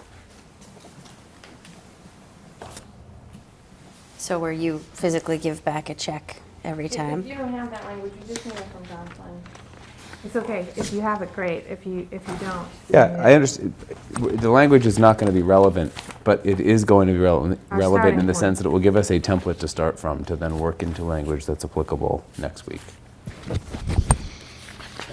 All right, so waivers. Lauren and Bill and Julia, I think over time, prepared this list for us. Oh, we had this list. But this is where we've granted waivers before Oh. and what waivers we've granted. So we can compare it because I asked John Flynn about this and we should be looking at the characteristics of the sites. Some may be different, but we should be mindful of what we've done elsewhere. Yes. Can I just note, this is not an exhaustive list. It's just, We don't want the exhaustive, actually. ones. That's not exhaustive. I can't even read the it. developments that you'll see, there's a handful of developments that have been granted in the last 5 years that are special permits containing roadways similar to a subdivision. They were the basis of comparison for this project. They were most similar. So it's not every waiver in any Ever subdivision that's issued. ever been granted. But I just thought it might be useful because people have asked us To about represent waivers us, and yeah. and I think it's useful to have, if we want to look now, relative to what we're asked to Great. grant here. Good idea. Can you just describe why there's some in red? Yes, the ones that are highlighted in red are waivers that have been granted from the rules and regulations. So any of the ones that have been listed, I just highlighted them in red to note which ones we've waived from. So the black ones have not been waived. Right. Oh. So these are all the rules and regs. That's Oh, great. this is, now I get it. This This is is really great. neat. Oh, no Okay. wonder it's so. Right, okay, that makes me feel better, too. And I was wondering why there weren't a Given lot too of many citing on waivers the here, right. people. I know. All right, that makes me feel better. So, while you're at, I just want to point out a typo. Oh, okay. On where? Go to the special permit and go to the waiver section on page 6. 6, okay. That's probably a useful place to look in. Regarding surface treatment, Draft decision, yeah. Sorry, page regarding 6. surface treatment, Oh, top yeah. of page 6, it says 3 inches of bituminous concrete, 1.5 over 1.5. I had misinterpreted John Thompson's presentation. It's actually should be 4 inches. 4 inches. It should be 1.5 over 2.5. Over 1.5 over 2. over 2.5. And that's a mistake that I just picked up as we were going back. I was re-reviewing it in the last couple of days. All right. Thank Thank you. you. Thank you for pointing that out. Okay. So should we work off of this list This for now? list, yeah. The blue list, still our flagged issues list. But if we wanted to look at 6.1.1 and we look over on our other list, we see that we've granted waivers on design speeds before, right? Sure. Yeah. I can save you some time. Every waiver that they have requested has been waived in another development. At least once? Yes. Okay. Great, thanks. Thank you. All right, so with I like that, do slow we have? driving. We like slow driving, we're fine. Everybody Where- fine with wh- design where are you? speeds? I'm I sorry, don't like right slow here. driving. The waiver, I like when other people drive slow. Yep. Okay, waivers. waivers, design Okay. speed, they're actually making it less than what is Okay. required. All right, So that seems like it's a safer, so we want it to be We're- 15 miles per hour. we're design. accepting that waiver, Right, okay? we're good with that. All right, the percentage slope on curves. We have a lot of curves here. The whole thing is almost a curve. Town engineer accepted it, though. Town That's what engineer I'm- accepted That's it. what I'm going through. Everything that the Okay. town engineer It's accepts. one of the reasons why the design speed is so slow. Right. Is to address the issue of the curves. All right, so I'm good. Everybody good? Yep, Intersection, same same thing. thing. Town engineer, yep. Town engineer, it's the topography here we're working with, okay? The cross-section, town engineer accepted that. In fact, that's what the town uses themselves, right? Fine. Denny, good? Okay. Rich, just speak up if you have a comment different from ours. Yep. Same thing on the pavement, the crown and the depth of the asphalt. Good? Mm-hmm. This is probably the one that's going to require the discussion. Should we come back to it after we finish I'd like these? to know where everybody is on it, actually. Right this second, though? Do you want to finish these off? All right. All right, vertical granite curb on both sides of the roadways in our rules and regs. It's not been, I mean, waivers have been granted on that. Let's see.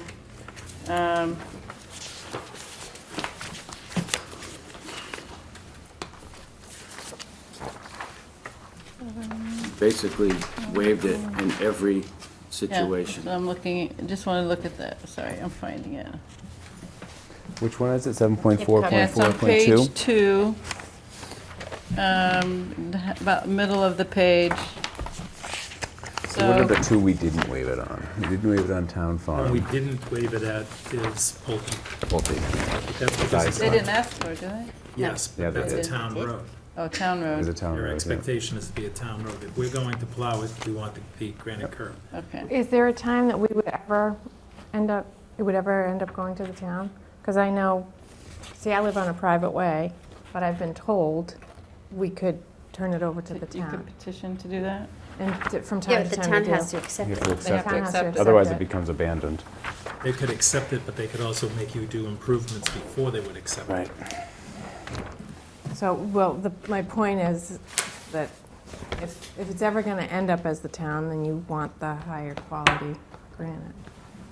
So we've had different opinions on the aesthetic aspect of it, and we've had opinions about the durability aspects of it. On the aesthetic side, people are concerned that it's different characteristic than what's there today, and like the Historical Commission didn't put it in their letter this time, but they have talked about it, preferring not to have the vertical granite curb.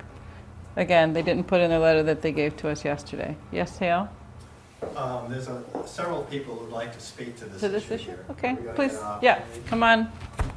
Come on forward. Thank you for taking me up and raising your hand when you want to come forward.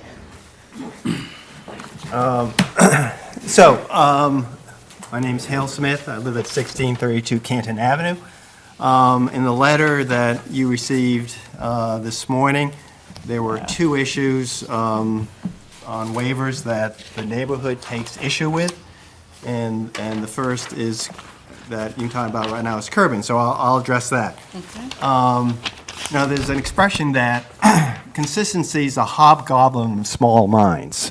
And I would say that when you're looking at precedent, those are different projects at different times in different places. And I came before this group at your last meeting and proposed that a suitable treatment for Wolcott Woods would be a sloped-sided granite curb, which is a similar profile to what the developer has proposed in a Cape Cod berm, but of a much higher quality material and a much more durable material. It's also clearly a more attractive treatment. And if this is supposed to be a high-quality development, then we should, demand from the developer high-quality materials be put into it. And if the town standard says granite curbs are the standard, there is, at least from my perspective, there's absolutely no justification that the developer or this board can make for undermining that standard, because I don't see what the benefit is to the town. Yes, it saves the developer a lot of money, but that's not your job here. Your job here is to protect the interests of the town and the neighborhood. Okay, so you, I would like to note, I think that we should actually take a look at Woodmere, because they have, I think, what they're talking about, right? It's, what do you call it? The flared, not the bread loaf, but the flared. So it's all pavement and it just flares out to the curbing. I think everybody should take a look at it. It's, I don't know if it's 2 years old, but it's pretty beaten up. It doesn't look as good as granite. But if you have a minute before we vote on it, I was just looking at that. okay, yes. Philip Bowden, 1695 Caston Avenue. I'd like to support Hale Smith's position on this. And on a second item, because I don't know if it's appropriate right now, what access will outsiders have to the property during construction? I bring this up because the Fuller sisters, before that, they went kaput. Trustees spent their money unwisely. And then they built Fuller Village on the Fuller sisters' property. Didn't know that. The developer went ahead and said, "You're welcome to visit us," and all of the rest. And then when construction came around and I was inspecting things, I was threatened with trespass. Not nice. And they weren't of their word. Anyway, that was a different problem. We're dealing with different people. What access? There are certain liability problems. Can they be handled? You or anyone else from the public are welcome to have access to the site while it's under construction, provided it's guided or accompanied by a staff person of my team for the reasons that you just articulated, are liability concerns. Okay. So with a- Waivers are adequate. No, I'm not going to sign 24 waivers and have people walking around the site unaccompanied Fair enough. at risk. That's your position. Very good. At all hours of the night. That's not fair to me. Okay. No, so you've stated your position, unlike the people at Fuller Village.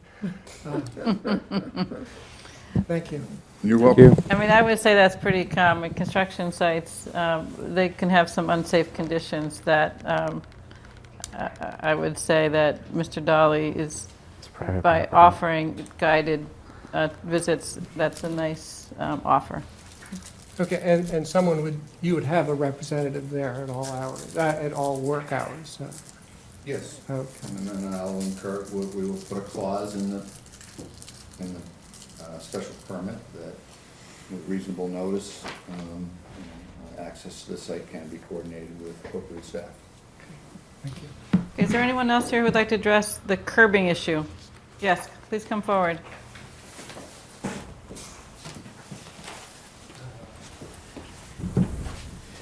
Ken Mader, 1703 Canton Avenue, and I would also like to see some type of granite curb, not necessarily as defined in the bylaw, but something that is a little more aesthetically pleasing and more robust for long-term aesthetics.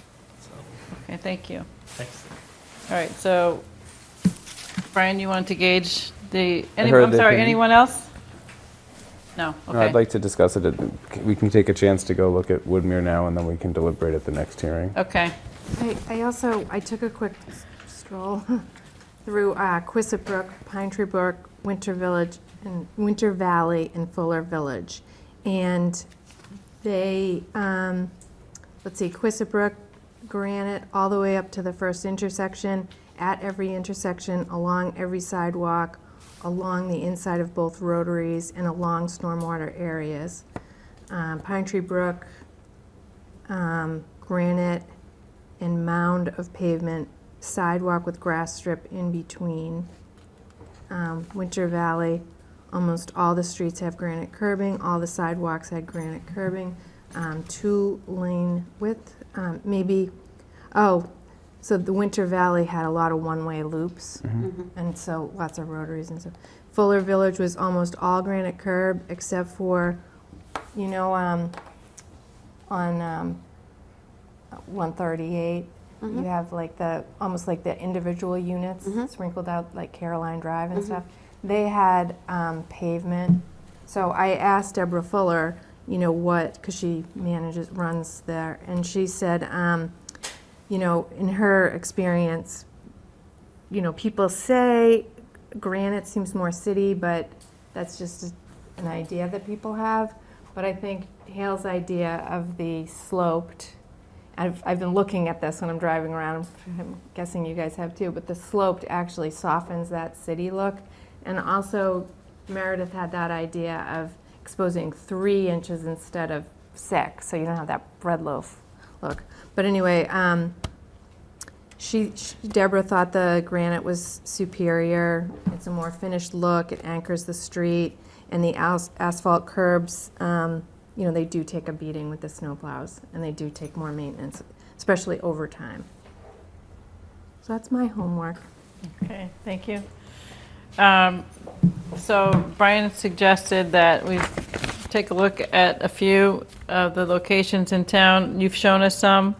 Yeah, I suggest that you look at Canton Avenue, Carberry Lane, Hemlock Drive. Just gonna add Right. Calvary Lane. Okay, so we'll pick that You up gave us some again. pictures too of those places. Yeah. So it's in your packet. Okay, thanks. All right, so we'll pick that up at our next meeting. Sidewalks on both of the roadway. I think we've talked about this. Anybody have an issue with only sidewalk on one side? I think we've done that, right? Right, so that's fine. The sidewalk cross slope. I just want I'm to sorry. note, like, when we give waivers, we're supposed to have a public good or community good, and we've kind of buzzed through a lot, and I'm, All right, so on this So- one, I guess my suggestion on the community good is that, well, sidewalks are obvious, Yeah. but I mean, if we just buzz through like a page. well, because the town engineer, this is really more engineering, and he weighed in, and I think that's why Agree with people that. felt comfortable going quickly on those. Agree with that. On the sidewalk, I guess what we're trying to do here is balance the kind of character of the existing site, and by having a sidewalk on one side, which is not inconsistent what we've done elsewhere, where we tried to balance the character of the site. We are providing, it's a loop road, it's a limited access road. It's not like it's leading to a school or something like that. So in terms of why, I would say I feel comfortable with it on one side I mean, only. the other reason, I think, is because we want this to be tightly clustered to keep as much open space as possible. So the more Yeah. pavement we add, the more open dispersed the site space. is. Yep. Right. It affects trees too, because you have a wider right-of-way. So, so for those reasons, in terms if you want to know like what I think the public benefit is, it's for those reasons. And then the 6-inch versus the 4-inch asphalt pavement. The town standard is 4 inches, what John Okay. Thompson told us. Okay. So this is one of the things that I want to reiterate again. I've said this before. I would like for us to look at our rules and regs and revise Yes, them. I They are agree. antiquated, and we shouldn't have to grant waivers a lot. And we shouldn't have a different standard in these than the town has elsewhere with when we do our own projects. And what I would so imagine is that these are just very old. they're just old, Very yeah. old. They're from the 60s. Yeah. And there's been a lot of new thinking on this. It's like the PVC piping. Yeah. exactly.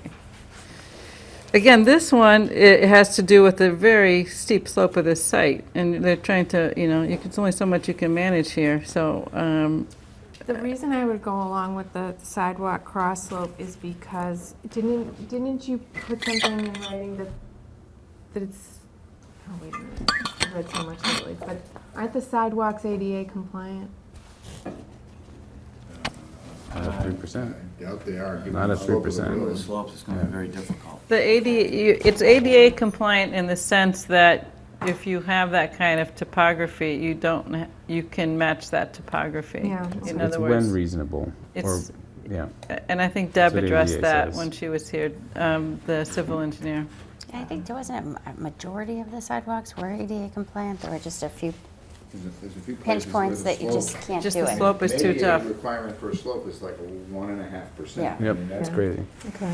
It's hard to meet on this site. On this site, it would be very hard Right. to meet. I mean, I was comfortable with the explanation that Deb gave. Deb when she gave a went good through one, it. right. There was an explanation I read today that I said, oh, That you liked, or you did? yeah, that I liked. I Yeah, thought I it think was- that your Yep. engineer did a nice job explaining this. If you would, This is really a waiver for hardship, in my opinion. It's not I think public so, too. benefit, this is a hardship waiver, which is another basis upon which you can grant a waiver. well, I mean, if you did this. makes me really feel like the granite curbing, I don't see the public, and we're given a lot of waivers without a public benefit, that makes me want to not give the granite curb one. Well, what I would say to this one is since it addresses the ADA per Deb's explanation. The other thing I would say about it, if you actually didn't grant this, they'd end up having to make it flatter and then have More cut. handicap ramps with railings on them to address the change, because they're going to have to make it, a slight slope. They're going to have to do more Cut in. or fill in to get it to meet it, right? Okay. If you didn't have the slope. So that would change the aesthetic substantially. And it wouldn't even match the roadway. I mean, you'd have more walls. It would just really be problematic. I think most of the waivers deal with the nature of the site. Yep. And the intent to limit, to maximize open space and limit, Okay. paving, et cetera. All right, so that, Denny, okay? Yeah. All right, Rich, I think you're fine as long as I hear from you. Or unless I hear from you. On the grass strip going from 4'6" to 4 feet. It's better for the open space, is that the logic? Well, it just, again, the more you, Yep, it's it's just keeping the it's roadway. Also keeping is everything in, consistent with helps your design trees. speed. Yeah, Okay. I think that makes sense. Everyone? Yep. Good? All right, the loam and seed, 8 inches as compared to 6, town engineer accepted that, so This is one of those 66 things, yeah. this is one of those standards being old things, I think. Yeah. Wait, Okay. could you explain that to me? It's one of the. Just because our the town estimates are now, the updated. town doesn't use 8-inch loam, they use 6-inch loam now as well. So it's just that They the have better standard has been products now? updated, products are better, et cetera.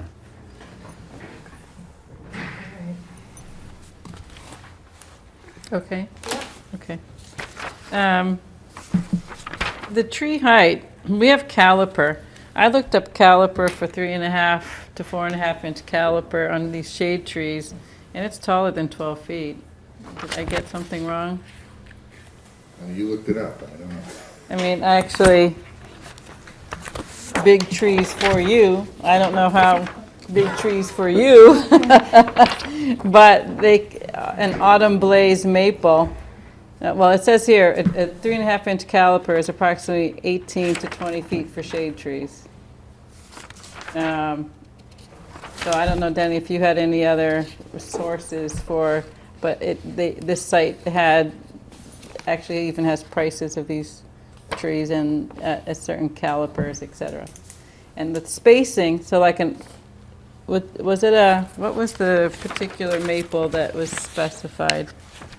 As a general rule, a 1-inch caliber tree in a nursery or garden center suggests a tree that is about 8 feet tall, while a 3-inch caliber tree can measure near 14 feet tall. Great. It varies according to the type of the tree involved. Right, so this is a minimum of 3.5 that you Right. proposed, right? And does it give spacing like this, like some of these maples, the recommended spacing is 30 to 40, well, that the width of the tree could get 30 to 25 to 30 to 40 feet in width. So, and Well, some of we- them can even be more, so, We've talked a lot about the grouping and the placement. yeah. And, but I do think we should have a minimum height of 12 feet, because that's, Fine with that. Yeah, I mean, given the caliper's 3.5, I think it, I mean, if we have a minimum of 12, I don't have a problem with that. Yep.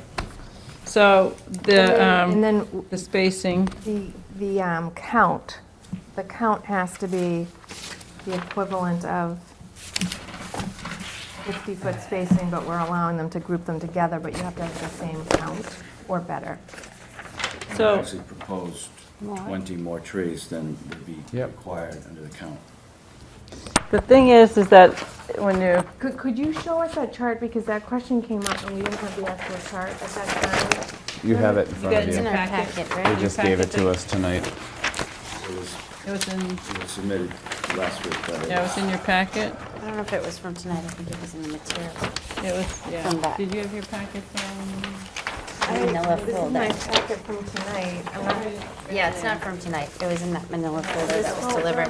Okay, because this is something. This one, it's got it stapled together like this. Okay, let's see. Okay, bear with me. Bottom one, yeah. Very last Essentially, thing I look at. second page, 3,800 foot road. Have a seat. Requires, Just wait 1 sec till I call on you, though. proposed road, 3,800 feet equals 152 plus or minus trees. They're proposing 59 shade trees, 59 evergreen trees, 17 ornamental trees, 16 understory trees, and 20 driveway trees, which is 171 trees. It's up But on the we're board. gonna take out the ornamental and the understory, because those don't count toward shade tree counts. So we're at 60 plus 60 is 120, and we need 152. Well, there's 20 at the shared driveways, Right. but are those, those are shade trees. okay, so that. Yeah, but they gets aren't us- street trees. Yeah, but the basic here is that we're filling in locations that augment what is already being preserved. 60% of the property is being preserved with thousands of trees. And we're augmenting it as appropriate along the roadway where we want to fill in trees. To simply call a number out without having that number reasonably applied to what's going to be put on the ground just doesn't make sense. So in looking at this, one thought that I had, where it's, if you look at like a shared driveway, which is like this lip up here, is actually a better site plan, and you're actually getting trees kind of on both sides of it. So it seems to me on a shared driveway that has a shade tree, that I think should apply.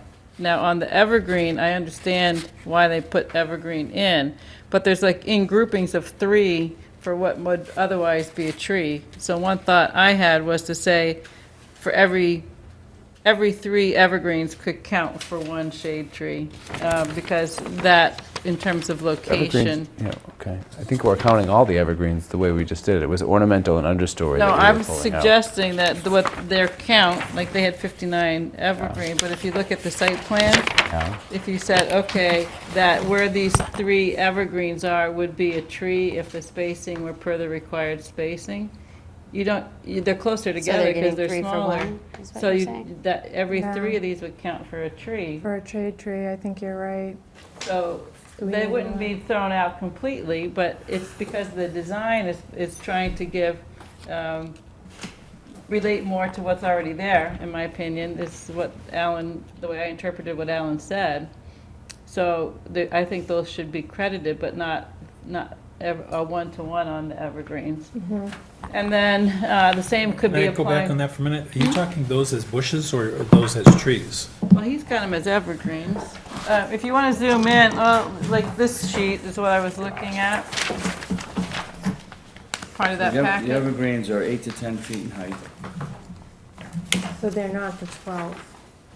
But So they I will was grow. just looking at like here, if They'll you grow, I said, agree with you on that. if you said that that's a location that would otherwise be a shade tree, there's 3 evergreens in that spot. So that's one way to look at it. And Those are 8 to then, 10 feet tall. Yeah, Charlotte, those are all counting as one tree right now. I know they are. All right, so you're, But, okay. but I'm saying if you're But they're trying to not compare worse. shade Making the tree. problem worse. I guess the I think we fundamental do. I was question, just trying to address that she's Okay. saying no, shouldn't count at all. And No, she wasn't. I think the evergreens should count, but I think they Misunderstood should be it then. 12 Okay. feet. If All right. they should be 12 feet, That's, if they're gonna count, they should be 12 feet.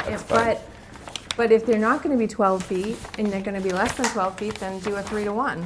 you know, this standard is, in my opinion, this count, which is based on a subdivision, is everything is really clear-cut. clear-cutting a site, and then you're putting trees back. That's right. So we can debate the number of trees, and I think that's fine, and I'm happy to continue to do it.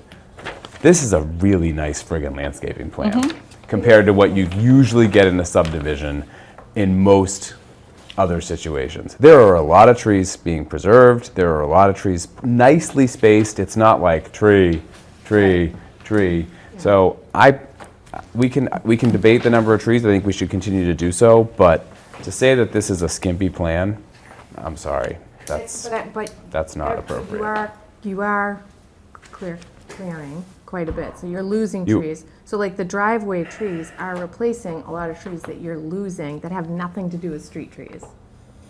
But there's also a lot of trees maintained. A lot. So I very much agree with you. I think that when you're talking about building a subdivision, you typically clear the whole site and then you put them in this pattern.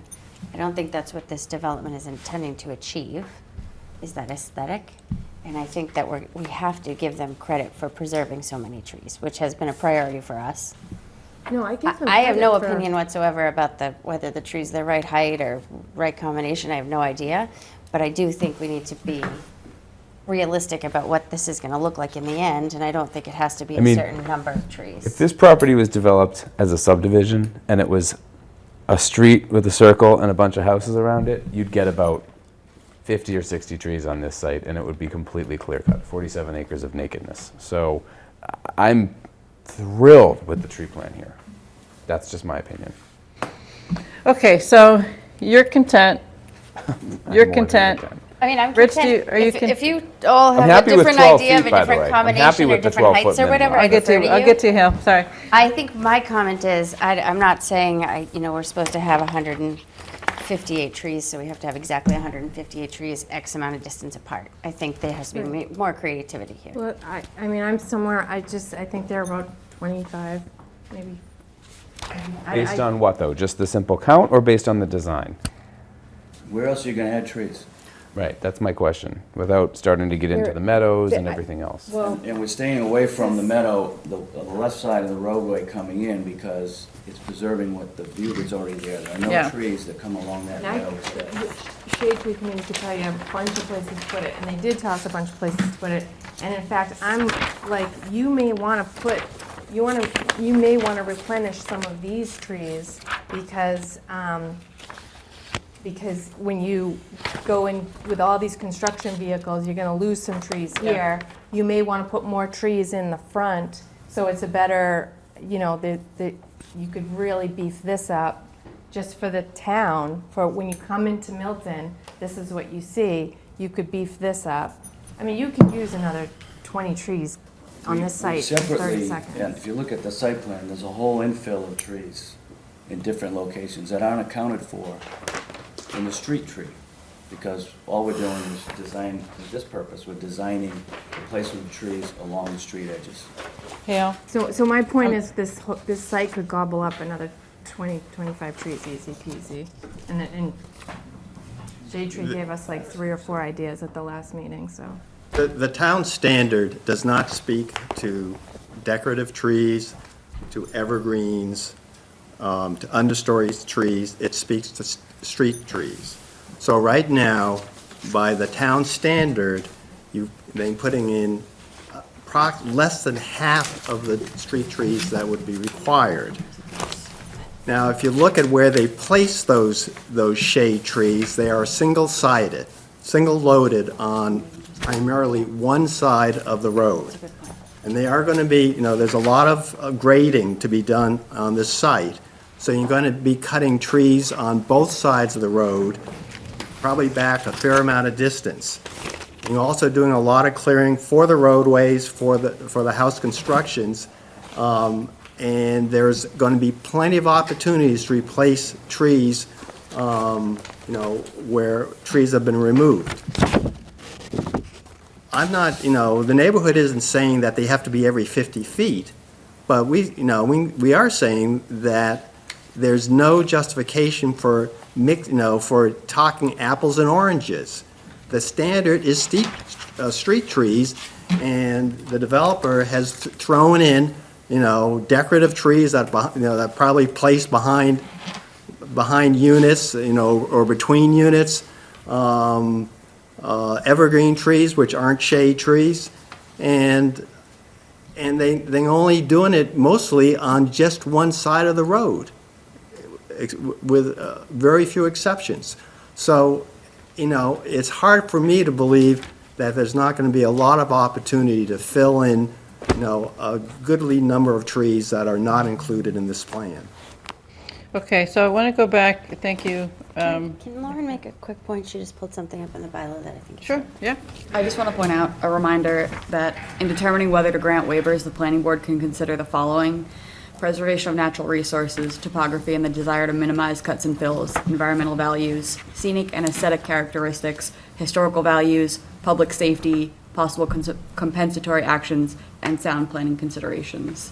Well, I think a lot of those are hit here with the waivers and the considerations that we've talked about.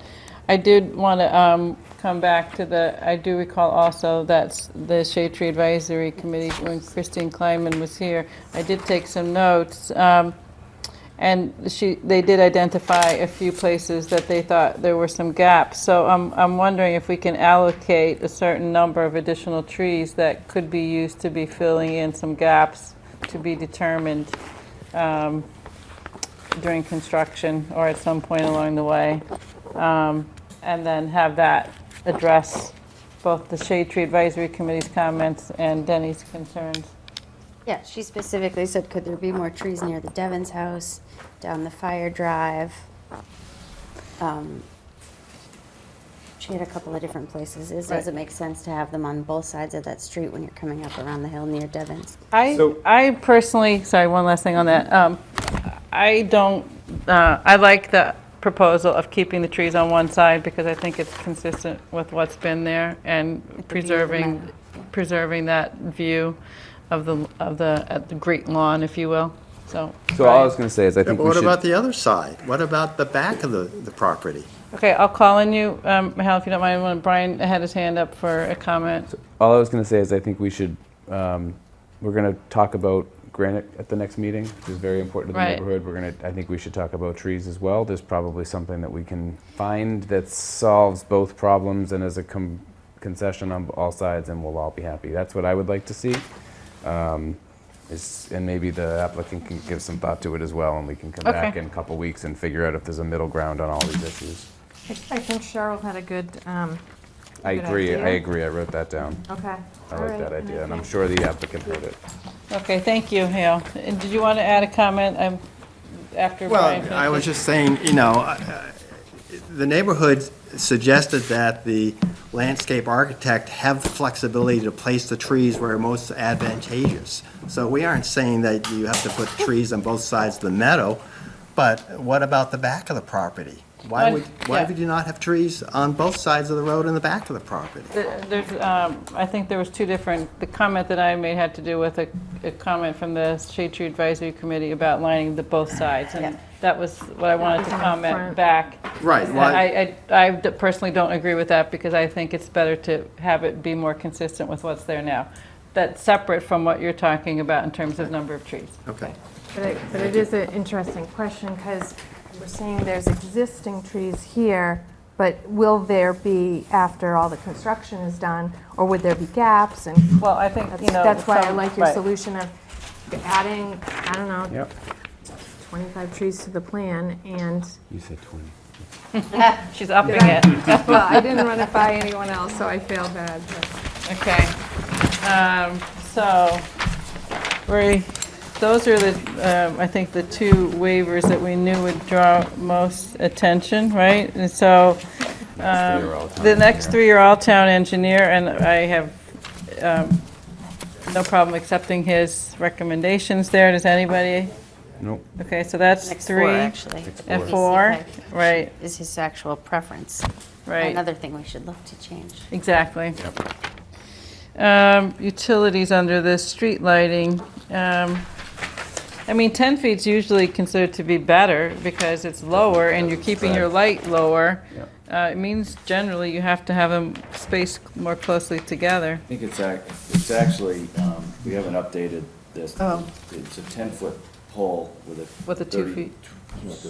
Foot, 30-inch So it's 2.5, It's more 12 and a like half? 12. top, so 12 it's and a really half? 12 and a half feet is the height. Remember, we changed parts of the parking lot lighting at Milton Marketplace from 14 feet down to 12 when there was So we're next to the neighbors, you know? Yeah. So, I mean, my suggestion is that this is appropriate. I agree. Again, this is a standard where back in the 60s, no one cared about dark sky compliance. Well, and you didn't have LED lighting. Well, they also don't have wires, so you don't have to worry about trucks hitting the wires. So it's, I mean, Right. in my neighborhood, we have trucks hitting the wires like all the time. Right. And Well, the I would love technology to have on these lighting. kind of poles in my Yep, neighborhood. all right, so I think we're all in agreement, right?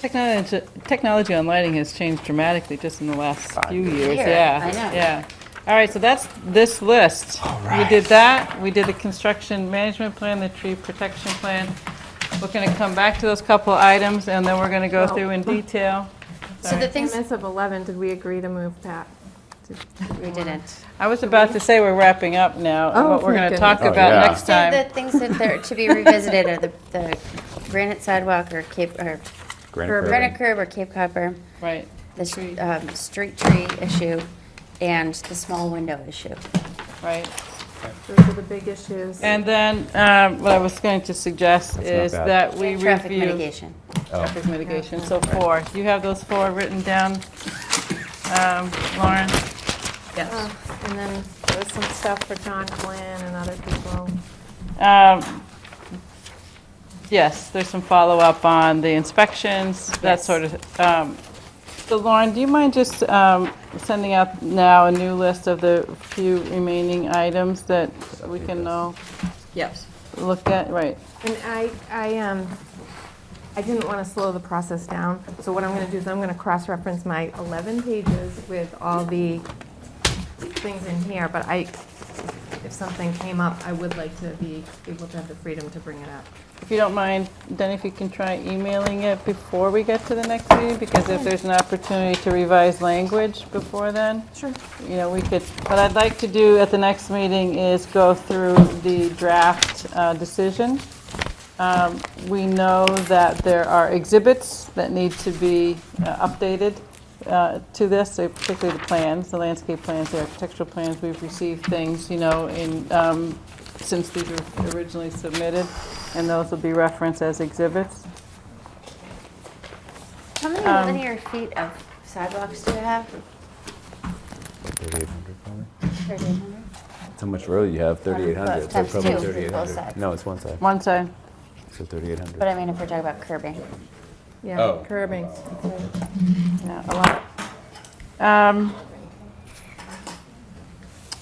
We need to review, and we need to consider, Brian, you're going to be able to participate by phone on April 25th, is that right? Okay. Our next meeting. So our next meeting, I lost my Thank agenda you for here. recycling. For 11? Better. Is that the date? Sorry, you have it? Yeah, the 11th and the 25th, right?